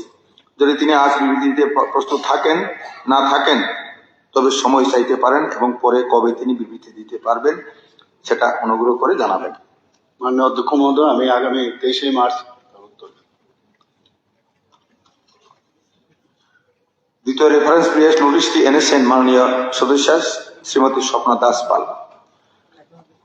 এখন আমি ওনাকে রেফারেন্স নোটিশের বিষয়বস্তু সবাই উত্থাপনের জন্য অনুরোধ করছি। মাননীয় অধ্যক্ষ মহোদয়, আমার রেফারেন্স বিষয়টি হলো সুরমা বিধানসভার হালুলি পঞ্চায়েত এলাকায় ধলাই নদীর ভাঙন রোধে সরকারের দৃষ্টি আকর্ষণ করছে। নমস্কার। আমি জল সম্পদ দপ্তরের দায়িত্বপ্রাপ্ত মাননীয় মন্ত্রীকে এই রেফারেন্স নোটিশটির বিষয়ে বিবৃতি প্রদানের জন্য অনুরোধ করছি। যদি তিনি আজ বিবৃতি দিতে প্রস্তুত না থাকেন তবে সময় চাইতে পারেন এবং পরে কবে তিনি বিবৃতি দিতে পারবেন সেটা অনুগ্রহ করে জানাবেন। মাননীয় অধ্যক্ষ মহোদয়, আমি আগামী 23 মার্চ উত্তর দেব। তৃতীয় রেফারেন্স নোটিশটি এনেছেন মাননীয় সদস্য শ্রীমতী স্বপ্না মজুমদার। শ্রীমতী স্বপ্না মজুমদার মাননীয় বিধায়িকা যে রেফারেন্সটি এনেছেন এটা বাই মিস্টেক হয়তো আমার কাছে এসছে। জনগণের স্বার্থে বেলোনিয়াতে সিএনজি স্টেশন প্রতিষ্ঠিত করার প্রয়োজনীয়তা সম্পর্কে it comes under TNGCL industry department. এটা স্বপ্না মজুমদার। না, আমি উনি বলার আগে বলে দিলাম। আচ্ছা, ইন্ডাস্ট্রিতে রেফারেন্স নোটিশ এনেছেন মাননীয়া সদস্য শ্রীমতী স্বপ্না মজুমদার। এখন আমি ওনাকে রেফারেন্স নোটিশের বিষয়বস্তু সবাই উত্থাপনের জন্য অনুরোধ করছি। না না, যাই হোক, বলুন বলুন। হ্যাঁ, মাননীয় সদস্য বলেন। অধ্যক্ষ মহোদয়, আমার রেফারেন্সের বিষয়টি হলো জনগণের স্বার্থে বিলোনিয়া মহকুমাতে একটি সিএনজি স্টেশন প্রতিষ্ঠিত করার প্রয়োজনীয়তা সম্পর্কে। আমি তাহলে পরে এটা নিশ্চয়ই মাননীয় স্পিকার স্যার, আমি আগামী 23 তারিখে দেব। ঠিক আছে। দৃষ্টি আকর্ষণের notice, there is calling attention। এখন দৃষ্টি আকর্ষণের নোটিশ আমি মাননীয় সদস্যদের নিকট থেকে 3টি দৃষ্টি আকর্ষণের নোটিশটি পেয়েছি। নোটিশগুলির গুরুত্ব অনুধাবন করে উত্থাপনের সম্মতি দিয়েছি। প্রথম নোটিশটি দিয়েছেন মাননীয় সদস্য শ্রীমতী অন্তরা সরকার দেব। নোটিশের বিষয়বস্তু হল কমলাসাগর বিধানসভার হরিশনগর চা বাগান এবং সেখানে নিয়োজিত শ্রমিকদের বর্তমান অবস্থান সম্পর্কে ওনার আনিত দৃষ্টি আকর্ষণের নোটিশটি সবাই উত্থাপনের সম্মতি দিয়েছি। এখন আমি শিল্প ও বাণিজ্য দপ্তরের দায়িত্বপ্রাপ্ত মাননীয় মন্ত্রীকে এই দৃষ্টি আকর্ষণের নোটিশটির উপর বিবৃতি প্রদানের জন্য অনুরোধ করছি। যদি তিনি আজ বিবৃতি দিতে অপারগ হন তাহলে তিনি আমায় পরবর্তী একটি তারিখ জানাবেন যেদিন তিনি এই বিষয়ে বিবৃতি দিতে পারবেন। মাননীয় স্পিকার স্যার, আমি এই উত্তরটি আগামীকাল 19 তারিখে দেব। ধন্যবাদ। 20 তারিখে দেব। দ্বিতীয় নোটিশ দিয়েছেন মাননীয় সদস্য শ্রী গোপাল চন্দ্র রায়। নোটিশটির বিষয়বস্তু হল রান্নার গ্যাসের অস্বাভাবিক মূল্য বৃদ্ধিতে রাজ্য সরকারের ভর্তুকির বিবেচনা সম্পর্কে আমি মাননীয় সদস্য কর্তৃক আনিত দৃষ্টি আকর্ষণের নোটিশটি সবাই উত্থাপনের সম্মতি দিয়েছি। এখন আমি খাদ্য ও জনসংবরণ দপ্তরের দায়িত্বপ্রাপ্ত মাননীয় মন্ত্রীকে এই দৃষ্টি আকর্ষণের নোটিশটির উপর বিবৃতি প্রদানের জন্য অনুরোধ করছি। যদি তিনি আজ বিবৃতিতে অপারগ হন তাহলে তিনি আমায় পরবর্তী একটি তারিখ জানাবেন যেদিন তিনি এই বিষয়ে বিবৃতি দিতে পারবেন। মাননীয় অধ্যক্ষ মহোদয়, মাননীয় সদস্য গোপাল চন্দ্র রায় যে কলিং অ্যাটেনশন নোটিশ এনেছেন রান্নার গ্যাসের অস্বাভাবিক মূল্য বৃদ্ধিতে রাজ্য সরকারের ভর্তুকির বিবেচনা সম্পর্কে গতকাল এই বিষয়ে আলোচনা হয়েছে এবং আমি ক্যাটাগরিক্যালি বলেছি যে একটা উদাহরণ দিন যে এলপিজির যে ডিলাররা রয়েছে সেখান থেকে কোনো কালোবাজারি হয়েছে। আমি আবারও বলছি হাউসকে যে ত্রিপুরা রাজ্যে গ্যাস বলুন, ডিজেল বলুন, পেট্রোল বলুন, কোনো স্ক্যারসিটি নেই, কোনো শর্টেজ নেই। যেখানে শর্টেজ নেই কালোবাজারের প্রশ্ন আসে না। মাঝখানে একটা প্রয়াস নেওয়া হয়েছিল ইরানের যুদ্ধের ফলে। আমরা দেখেছি বিভিন্ন পেট্রোল পাম্পগুলোতে লাইন, হাজার হাজার মানুষ। আমরা সঙ্গে সঙ্গে সেক্রেটারি, ডাইরেক্টর, আমি মিলে সমস্ত ডিলারদেরকে ডেকে এনে আমরা স্টক নিলাম যে ত্রিপুরা রাজ্যে কত স্টক রয়েছে এবং তারা প্রত্যেকে আমাদের আশ্বস্ত করেছে ওই সময় যে 1 মাসের স্টক ত্রিপুরা রাজ্যে রয়েছে। পরবর্তী সময় মাননীয় বিরোধী দলনেতা আমাকে ফোনের মাধ্যমে বোধজংনগরের একটা বিষয় নিয়ে বলেছিলেন যে এখানে লোডিং আনলোডিং এ লেট হচ্ছে, তাই কালোবাজারি হয়তো শুরু হতে পারে। তৎক্ষণাৎ আমি সেটাকে টেক আপ করি এবং মাননীয় বিরোধী দলনেতাকে পরবর্তী সময়ে আমি পুনরায় ফোন করে বলি আসল বাস্তবটা কি এবং উনিও সেখানে আশ্বস্ত হয়েছে। হঠাৎ করে গোপালবাবু কোত্থেকে কালোবাজারির কথা আনলেন বা মূল্য বৃদ্ধির কথা আনলেন আমাদের বোধগম্য সেটা হচ্ছে না। যদি স্পেসিফিক কোনো উদাহরণ থাকে আপনি বলুন, কোনো ডিলার সম্পর্কে, department will take action. Point of order please. আমি স্যার কালোবাজারের সম্বন্ধে আনিনি, আমি এনেছি কি রান্নার গ্যাসের। না, গতকাল আপনি বলেছেন, গতকালের কথা আমি বলছি, এখানে মূল্য বৃদ্ধিতে ভর্তুকির কথা বলেছেন। হ্যাঁ, মূল্য বৃদ্ধির প্রশ্ন নেই, কোথাও কোনো মূল্য বৃদ্ধি নেই। সমস্ত ডিলার পয়েন্ট থেকে 1100 1150 টাকা রেটে সিলিন্ডার বিক্রি হচ্ছে। 60 টাকা বেড়েছে। আপনি গতকালকে যেটা বলেছেন আমার কাছে মেমো আছে, আজকে আপনি সেটা আমার কাছে মেমো আছে। আমি বলছি একটা, আপনি বলছেন আরেকটা। না, আমি যেখানে মূল্য বৃদ্ধি হয়নি সেখানে ভর্তুকির প্রশ্ন নেই তো। না, সরকার কেন ভর্তুকি দেবে? স্যার উনি বলুক, আমি পয়েন্ট অফ ক্লারিফিকেশন। আচ্ছা ঠিক আছে, পয়েন্ট অফ আপনি বলুন। ক্লারিফিকেশন একটাই দেবো শর্ট আমি, আর শর্টই দিচ্ছি স্যার। একটা সেন্ট্রাল গভর্নমেন্ট নোটিফিকেশন দিয়ে 60 টাকা বাড়িয়েছে। আমি বলছি যখন মোদিজি বিশ্বগুরু এসেছিলেন তখন 450 টাকা ছিল, আজকে এটা এসে 1000 টাকা দাঁড়িয়েছে। আবার ইদানিং 60 টাকা বাড়িয়েছে। আমি বলেছি রাজ্য সরকার ভর্তুকি দেওয়ার কোনো এই বিবেচনা করবেন কিনা। আমি বলিনি দেওয়ার জন্য, আপনারা বিবেচনা Point of করবেন না order. জানেন। আমি যেটা বলছি ঠিক আছে। For the interest of the people, আমরা এখানে এসেছি জনগণের জন্য। 1000 টাকার উপরে সিলিন্ডার। মাননীয় অধ্যক্ষ মহোদয়, পয়েন্ট অফ অর্ডার। হ্যাঁ ঠিক আছে, পয়েন্ট অফ অর্ডার। আচ্ছা ঠিক আছে, পয়েন্ট অফ অর্ডার দিয়েছে। শুনেন, আমি মাননীয় অধ্যক্ষ মহোদয়ের পয়েন্ট অফ অর্ডার দিয়েছে। হ্যাঁ। স্যার বললেই হবে নাকি? আমার ক্লারিফিকেশন স্যার কোন রুলে এখানে পয়েন্ট অফ অর্ডার আছে বলুন। পয়েন্ট অফ ক্লারিফিকেশনে কোথায় বলছিলাম উজ্জ্বলা যোজনার মাধ্যমে ভারতবর্ষের যারা গরিব মানুষ আছেন, দেশের যশস্বী প্রধানমন্ত্রী 517 টাকার উপরে ভর্তুকি দিচ্ছেন। আপনি কি সেটা জানেন না?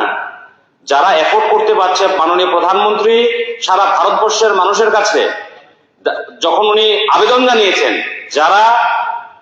যাদের কাছে পয়সা আছে, যারা সম্ভ্রান্ত পরিবারের, এরকম কয়েক কোটি মানুষ এগিয়ে এসে বলেছে আমাদের সাবসিডি লাগবে না, ছেড়ে দিয়ে, এবং গরিব মানুষকে যারা উজ্জ্বলা যোজনার মাধ্যমে 517 টাকার উপর সেখানে ভর্তুকি দিচ্ছে, আর কত ভর্তুকি দেবে?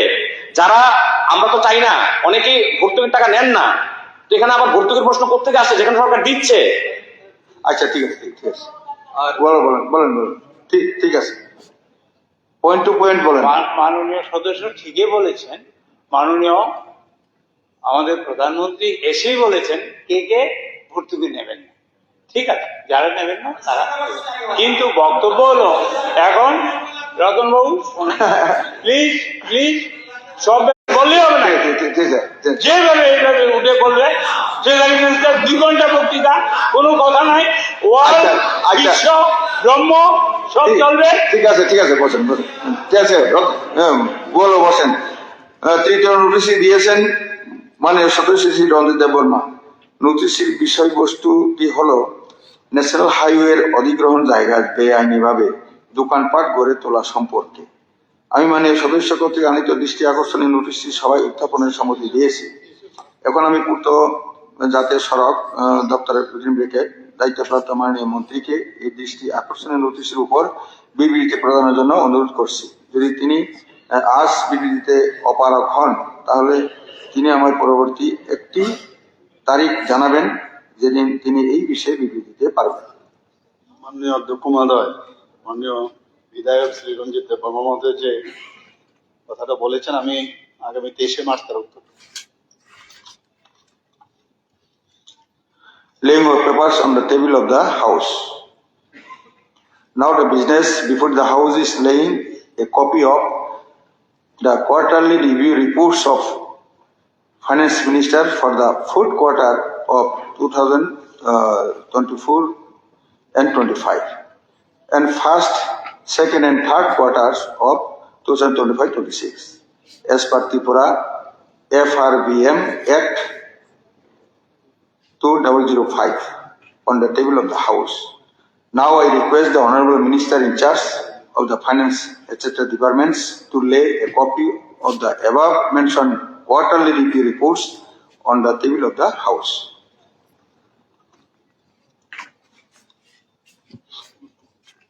Respected speakers, I would beg to lay a copy of the quarterly review reports of Finance Minister for the fourth quarter of 2024-25 and first, second and third quarters of 2025-26 as per Tripura FRBM Act 2005 on the table of this custom. Honorable members are requested kindly to collect the copies of the quarterly review reports from the notice office of the Tripura State Assembly. Finance business discussion on voting on the supplementary demands for grants for the financial year 2025 and 26. সবার পরবর্তী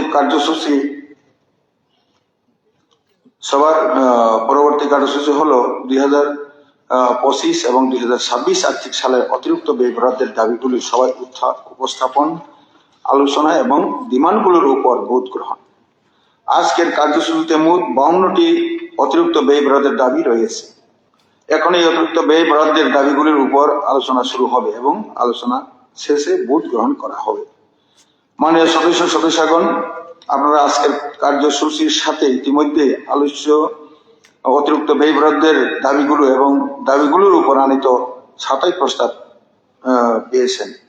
অতিরিক্ত ব্যয় বরাদ্দের ডিমান্ডের উপর যে সমস্ত 27 প্রস্তাব এসেছে সেগুলো সবাই একত্রে উত্থাপিত হয়েছে বলে গণ্য করা হলো। এখন অতিরিক্ত ব্যয় বরাদ্দের দাবিগুলো এবং 27 প্রস্তাবগুলোর উপর সংক্ষিপ্ত আলোচনা শুরু হবে। আলোচনা শেষে আমি প্রথমে 27 প্রস্তাবগুলো ভোটে দেব এবং তারপর অতিরিক্ত ব্যয় বরাদ্দের দাবিগুলো ভোটে দেব।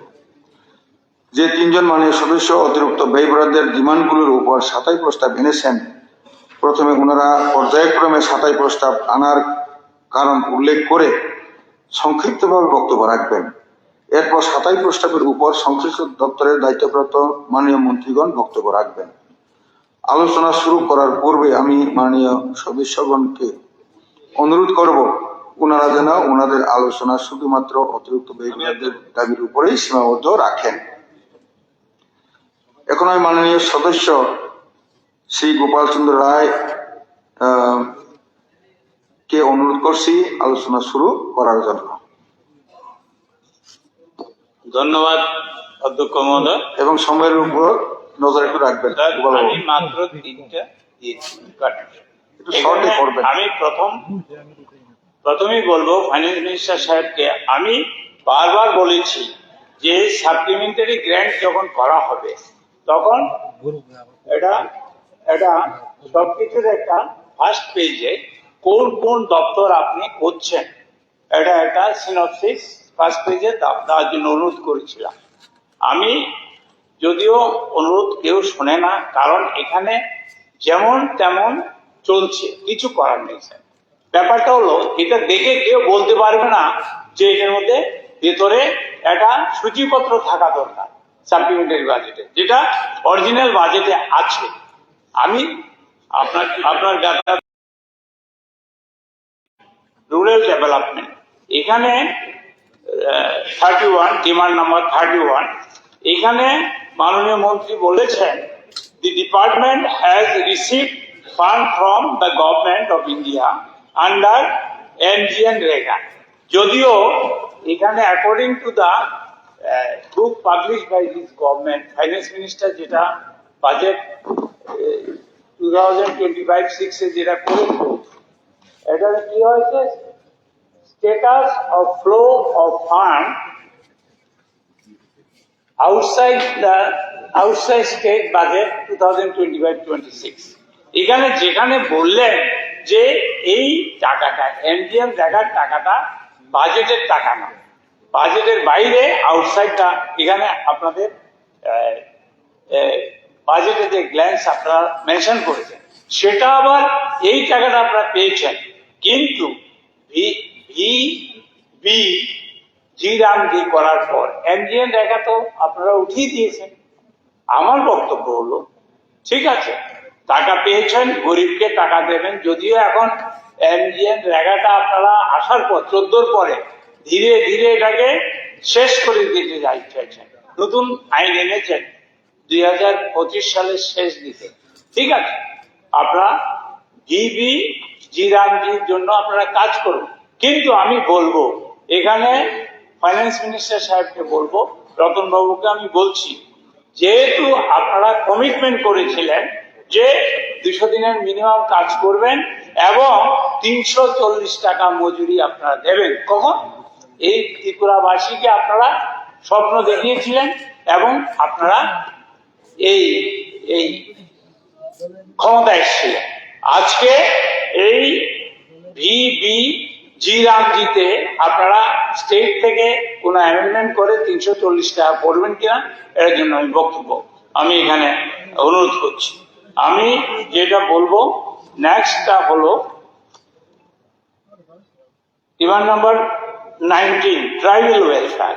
কালকে মাননীয় মুখ্যমন্ত্রী ট্রাইবাল ওয়েলফেয়ারের জন্য অনেক কিছু বলেছেন, আমি শুনেছি, খুব ভালো বলেছেন। বক্তব্য হলো, আমি মাননীয় অধ্যক্ষ মহোদয় আমি বলবো 6 মাস অন্তর অন্তর যাতে নির্বাচন হয়। নির্বাচনটা আসলেই এখন সবই জনজাতির দরদি হয়ে গেছে, একের পর এক নির্বাচন আসলে এই দেব সেই দেব। 18 সালে শুধু চাঁদে ঘর টর করেনি, জায়গা টাকা দেয়নি, সব দিয়ে দিয়েছে। এখন কিছুই নেই। রতনবাবু ওই দিন বললেন এটা ভুলে যান, 2018 সালের ভীষণ ডকুমেন্ট ভুলে যান। Double engine, sir condemn double engine যদি হয় আমার কিছু করার নেই। Old running engine is better than a condemn to double engine. আমি যেখানে বলছি যে জনজাতিদের জন্য অনেক কিছু বলা হয়েছে, ট্রাইপার্টিক একটা এগ্রিমেন্ট করা হয়েছিল। আমি বলবো এখানে জনজাতিদের সাথে ডাইরেক্ট ফান্ড অ্যালোকেশনটা সম্পর্কে আমি এখানে আমি অনুরোধ করছি। ডিমান্ড নাম্বার হলো 19 ট্রাইবাল ওয়েলফেয়ার। এরপরে ডিমান্ড নাম্বার 16 হেলথ সার্ভিস। আমি স্বাস্থ্য দপ্তরের যেটা আমি বলতে চাই, স্বাস্থ্য দপ্তর সম্পর্কে বলার কিছু নাই। শিক্ষা, স্বাস্থ্য, জীবিকা, বাসস্থান আমাদের দরকার আছে স্যার। স্বাস্থ্য তো আপনি জানেন স্যার, আপনি তো আপনি আমরা যদি দরকারে দিল্লি, বোম্বে, ক্যালকাটাতে ট্রিটমেন্ট করি, ত্রিপুরার অবস্থা তো আপনি জানেন। সব প্রাথমিক হাসপাতালে ডাক্তার নেই স্যার। আপনার ভুক্তভোগী, আপনার এলাকা আছে, বাগমাতে আছে কিনা আমি জানি না, নিশ্চয়ই নাই। তাইলে স্বাস্থ্য দপ্তরে আরেকটু ডেভেলপমেন্ট দরকার। আমি স্পেসিফিক বলতে চাই, আমরা টাকা আসুক দিল্লি থেকে, কোটি কোটি টাকা আসছে, হাজার কোটি টাকা আসছে, আরো আসুক, আপত্তি নেই, কিন্তু মানুষ যাতে সেবা পায়, চিকিৎসা পায়, তার জন্য আমি অনুরোধ করছি। আমি আপনার বিরাট ভাজন হতে চাই না, আমি আপনাকে বিরক্ত করতে চাই না। এই তিনটার উপর আমি কার্ড মোশন দিয়েছিলাম। এই তিনটা এটা আমি মাননীয় মন্ত্রী মহোদয়কে এইগুলির ব্যাপারে কনসিডার করার জন্য আমি অনুরোধ রেখে আমার বক্তব্য শেষ করছি। ধন্যবাদ। পরবর্তী যিনি সদয় প্রস্তাব এনেছেন শৈলেন্দ্র চন্দ্রনাথ, অনারেবল মেম্বার। মাননীয় স্পিকার স্যার, গত 16ই মার্চ মাননীয় অর্থমন্ত্রী গত অর্থ বছরের যে সম্পূরক বাজেট পেশ করেছেন তার উপরে যে আমি কার্ড মোশনগুলি দিয়েছি, 10টা অ্যাপ্রুভ হয়েছে, আমি সেইগুলি সম্পর্কে আলোচনা করছি। উনি সাপ্লিমেন্টারি বাজেটে কেন করা হয়েছে তার রিজনও বলেছিলেন। আমি সেইগুলিকে আবার রিপিট করব আমার আলোচনা শুরু করার আগে। যে প্রাথমিক বাজেটের ঘাটতি পূরণের জন্য, অপ্রত্যাশিত ব্যয় মেটাবার জন্য, নতুন প্রকল্প বা পরিকল্পনা বাস্তবায়নের জন্য চলমান প্রকল্পের ব্যয় বৃদ্ধি হয়, কেন্দ্রীয় অনুদান বা স্কিম বাস্তবায়নের জন্য, বেতন ভাতা এবং প্রশাসনিক ব্যয় বৃদ্ধির কারণে এবং পূর্ব অনুমোদিত খাতে অর্থ পুনর্বিন্যাসের প্রয়োজন হলে অতিরিক্ত ব্যয় বরাদ্দ করা হয়। আমার ডিমান্ড নাম্বার ছিল 13 পিডব্লিউডি দপ্তরে, যেটা এডিশনাল ডিমান্ড করা হয়েছে 912 কোটি 7 লক্ষ টাকা। আমি পাবলিক ওয়ার্কস আর পিডব্লিউডি দপ্তরে উন্নয়নের গত অর্থ বছরগুলির কিছু তথ্য তুলে ধরতে চাই। মূলধনী খাতে 2021-22-এ 53% অর্থ ব্যয় করা যায়নি, 22-23-এ সেখানে 47%, 2024-25-এ হচ্ছে 43%। এছাড়া লক্ষ্য করা গেছে যে কিছু ক্ষেত্রে সম্পূরক বাজেট অতিরিক্ত অর্থ গ্রহণ করা হলেও মূল বাজেটের বরাদ্দের সঠিক অর্থই ব্যয় করতে পারেনি, যা আর্থিক পরিকল্পনা এবং তার বাস্তবায়নের জন্য চরম দুর্বলতার পরিচয় দেয়। অডিটর তার রিপোর্টে যে তার কারণগুলি উল্লেখ করেছেন, প্রথমত হচ্ছে যথাযথ পরিকল্পনার অভাব, দ্বিতীয়ত কিছু ক্ষেত্রে বিধানসভার অনুমতি বা অবগতির বাইরে পুনর্বিন্যাসের ব্যয়ের ঘটনা লক্ষ্য করা গেছে। তৃতীয়ত, নিয়ন্ত্রক কর্মকর্তার পক্ষ থেকে বাজেট নিয়ন্ত্রণের চরম দুর্বলতা, যা সিএজির অডিট রিপোর্টে স্পষ্টভাবে উল্লেখ করা হয়েছে। চতুর্থত, কিছু কিছু ক্ষেত্রে দপ্তরের যথাযথ কারণ প্রদর্শন করতে ব্যর্থ। তো আমি সরকারের কাছে দাবি জানাচ্ছি, পিডব্লিউডি দপ্তরের ধারাবাহিক ব্যর্থতার কারণ নিরূপণ করা হোক, দায়ী ব্যক্তিদের বিরুদ্ধে যথাযথ ব্যবস্থা গ্রহণ করা হোক, ভবিষ্যতে সঠিক পরিকল্পনা প্রণয়ন, কঠোর বাজেট নিয়ন্ত্রণ, প্রকল্প বাস্তবায়নের সময়সীমা নির্ধারণ করে কঠোর অনুসরণ করা। এই ব্যর্থতার পরিপ্রেক্ষিতে পিডব্লিউডি শিরোনামের সম্পূরক বাজেট টোকেন কার্ড প্রস্তাব আমার গ্রহণ করা হোক। রাজ্যের অবকাঠামোগত উন্নয়নের জন্য এই দপ্তরের কার্যকর ভূমিকা অত্যন্ত গুরুত্বপূর্ণ, তাই এই বিষয়ে সরকারের আরো দায়িত্বশীল কার্যকর পদক্ষেপ গ্রহণের দাবি জানাচ্ছি। ডিমান্ড নোট নাম্বার 11, ট্রান্সপোর্ট দপ্তর 61.85 করোড়ের অতিরিক্ত ব্যয় বরাদ্দের দাবি করা হয়েছে। সেই পরিবহন দপ্তরের আর্থিক ব্যবস্থাপনা কার্যক্রমে সরকারের স্পষ্ট ব্যর্থতার বিষয়টি সবার সামনে তুলে ধরতে চাই। 2021-22 যেখানে 70%, 22-23 48%, 23-24 39%, 24-25 40% অর্থ ব্যয় করা সম্ভব হয়নি। এই ধারাবাহিক অব্যয় প্রমাণ করে যে পরিবহন দপ্তর ব্যর্থতার অর্থ যথাযথভাবে ব্যবহার করতে ব্যর্থ হয়েছে। অডিট রিপোর্টে ব্যর্থতার পেছনে যে কারণগুলি বলা হয়েছে: নিয়ন্ত্রক কর্মকর্তার পক্ষ থেকে বাজেট নিয়ন্ত্রণের চরম দুর্বলতা, অর্থ দপ্তর থেকে তহবিল প্রাপ্তি হওয়ায় নির্মাণ কাজ শুরুতে বিলম্ব হওয়া, কিছু কিছু ক্ষেত্রে ব্যয়ের কারণ প্রদর্শন করতে দপ্তর ব্যর্থ হয়েছে। তাই আমি সরকারের কাছে দাবি জানাচ্ছি, পরিবহন দপ্তরের ধারাবাহিক ব্যর্থতার কারণ নিরূপণ করা হোক, দায়ী ব্যক্তিদের বিরুদ্ধে ব্যবস্থা গ্রহণ করা হোক, ভবিষ্যতে যথাযথ পরিকল্পনা ও কঠোর ব্যবস্থা নিয়ন্ত্রণ নিশ্চিত করা হোক, অর্থ বছর শুরু থেকেই প্রকল্প বাস্তবায়নের উদ্যোগ নেওয়া হোক, যাতে শেষ মুহূর্তে অজুহাত এড়ানো যায়। এই ব্যর্থতার পরিপ্রেক্ষিতে পরিবহন শিরোনামের সম্পূরক বাজেটের টোকেন কার্ডের প্রস্তাব গ্রহণ করা হোক। রাজ্যের পরিবহন ব্যবস্থা উন্নয়নের জন্য সঠিকভাবে অর্থ ব্যয় করা অত্যন্ত জরুরি, তাই এ বিষয়ে সরকারের আরো দায়িত্বশীল ভূমিকা প্রত্যাশা রাখছি। Demand note number 13, higher education. মাধ্যমিক শিক্ষা দপ্তর আর্থিক ব্যবস্থাপনা উন্নয়ন কার্যক্রমে সরকারের সুস্পষ্ট ব্যর্থতার বিষয়টি সবার সামনে তুলে ধরতে চাই। 2022-23 77%, 2023-24 55%, 2024-25 সালে 49% অর্থ ব্যয় করা যায়নি। এই ধারাবাহিক যে টাকা আনস্পেন্ড হয়ে যাচ্ছে তা বরাদ্দকৃত অর্থ যথাযথভাবে ব্যবহার করতে ব্যর্থ হচ্ছে। যেখানে 100-রও বেশি বিদ্যালয় ভবন জরাজীর্ণ অবস্থার মধ্যে রয়েছে, অনেক ক্ষেত্রে তা জরুরি ভিত্তিতে মেরামতের প্রয়োজন, সেখানে বছর পর বছর মূলধনী বাজেটের অর্থ অব্যবহৃত রয়ে যাচ্ছে, তা অত্যন্ত দুঃখজনক। অনেক ক্ষেত্রে বিদ্যালয়ের সীমানার প্রাচীর নির্মাণ অত্যন্ত জরুরি হলেও গত কয়েক বছরে প্রতিবারই আমাদের বিভিন্ন প্রশ্নের উত্তরে বলা হয়েছে ফান্ডের স্বল্পতার কারণে সেই কাজগুলি করা যাচ্ছে না, অথচ মোর দেন 50% ফান্ড অব্যবহৃত রয়ে যাচ্ছে ক্যাপিটাল বাজেটে। অডিট রিপোর্টে ব্যর্থতার কারণ যেটি উল্লেখ করা হয়েছে: প্রথমত পরিকল্পনার অভাব, দ্বিতীয়ত কিছু ক্ষেত্রে বিধানসভার অনুমতি না নিয়ে বাইরে পুনর্বিন্যাসের ব্যয়ের ঘটনা, নিয়ন্ত্রক কর্মকর্তা থেকে বাজেট নিয়ন্ত্রণের চরম দুর্বলতা, কিছু কিছু ক্ষেত্রে দপ্তর ব্যয়ের যথাযথ কারণ প্রদর্শন করতে ব্যর্থ হয়েছে। তাই আমি সরকারের কাছে দাবি জানাবো, মাধ্যমিক শিক্ষা দপ্তরের এই ব্যর্থতার কারণ নিরূপণ করে দায়ী ব্যক্তিদের বিরুদ্ধে ব্যবস্থা গ্রহণ করা হোক, যার জন্য বিদ্যালয় ভবনগুলি দ্রুত সংস্কারের প্রয়োজনীয় অবকাঠামো নিশ্চিত করা হোক, ভবিষ্যতে সঠিক পরিকল্পনা কঠোর বাজেট নিয়ন্ত্রণ নিশ্চিত করা হোক। এই ধারাবাহিক ব্যর্থতার পরিপ্রেক্ষিতে মাধ্যমিক শিক্ষা দপ্তরের সম্পূরক বাজেটে প্রস্তাবিত বরাদ্দে অর্থ ছাঁটাই করা হোক। শিক্ষার মান উন্নয়ন, পরিকাঠামো উন্নয়ন সঠিকভাবে যদি অর্থ ব্যয় করা অত্যন্ত জরুরি, এই বিষয়ে সরকার আরো দায়িত্বশীল ও কার্যকরী ভূমিকা প্রত্যাশা করি। Demand number 40, secondary education. 113,34,00,000 টাকা অতিরিক্ত ব্যয় বরাদ্দ চাওয়া হয়েছে।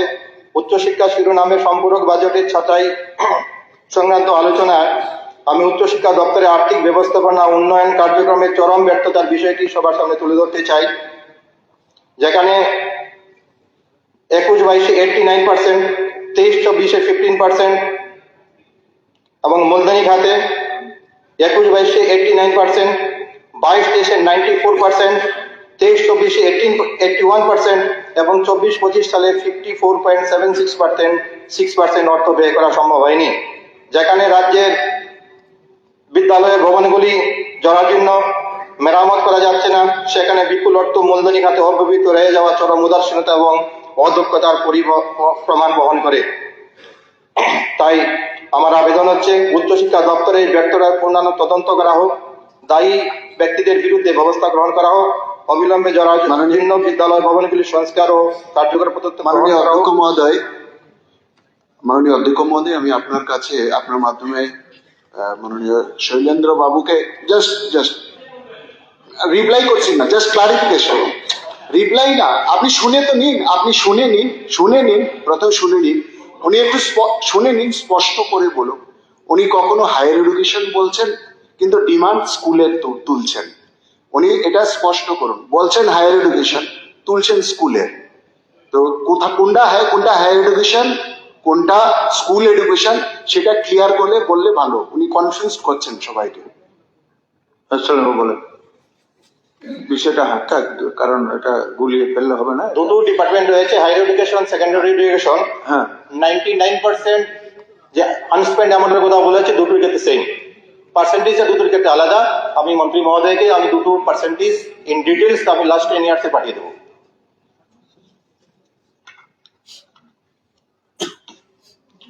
Demand note number 23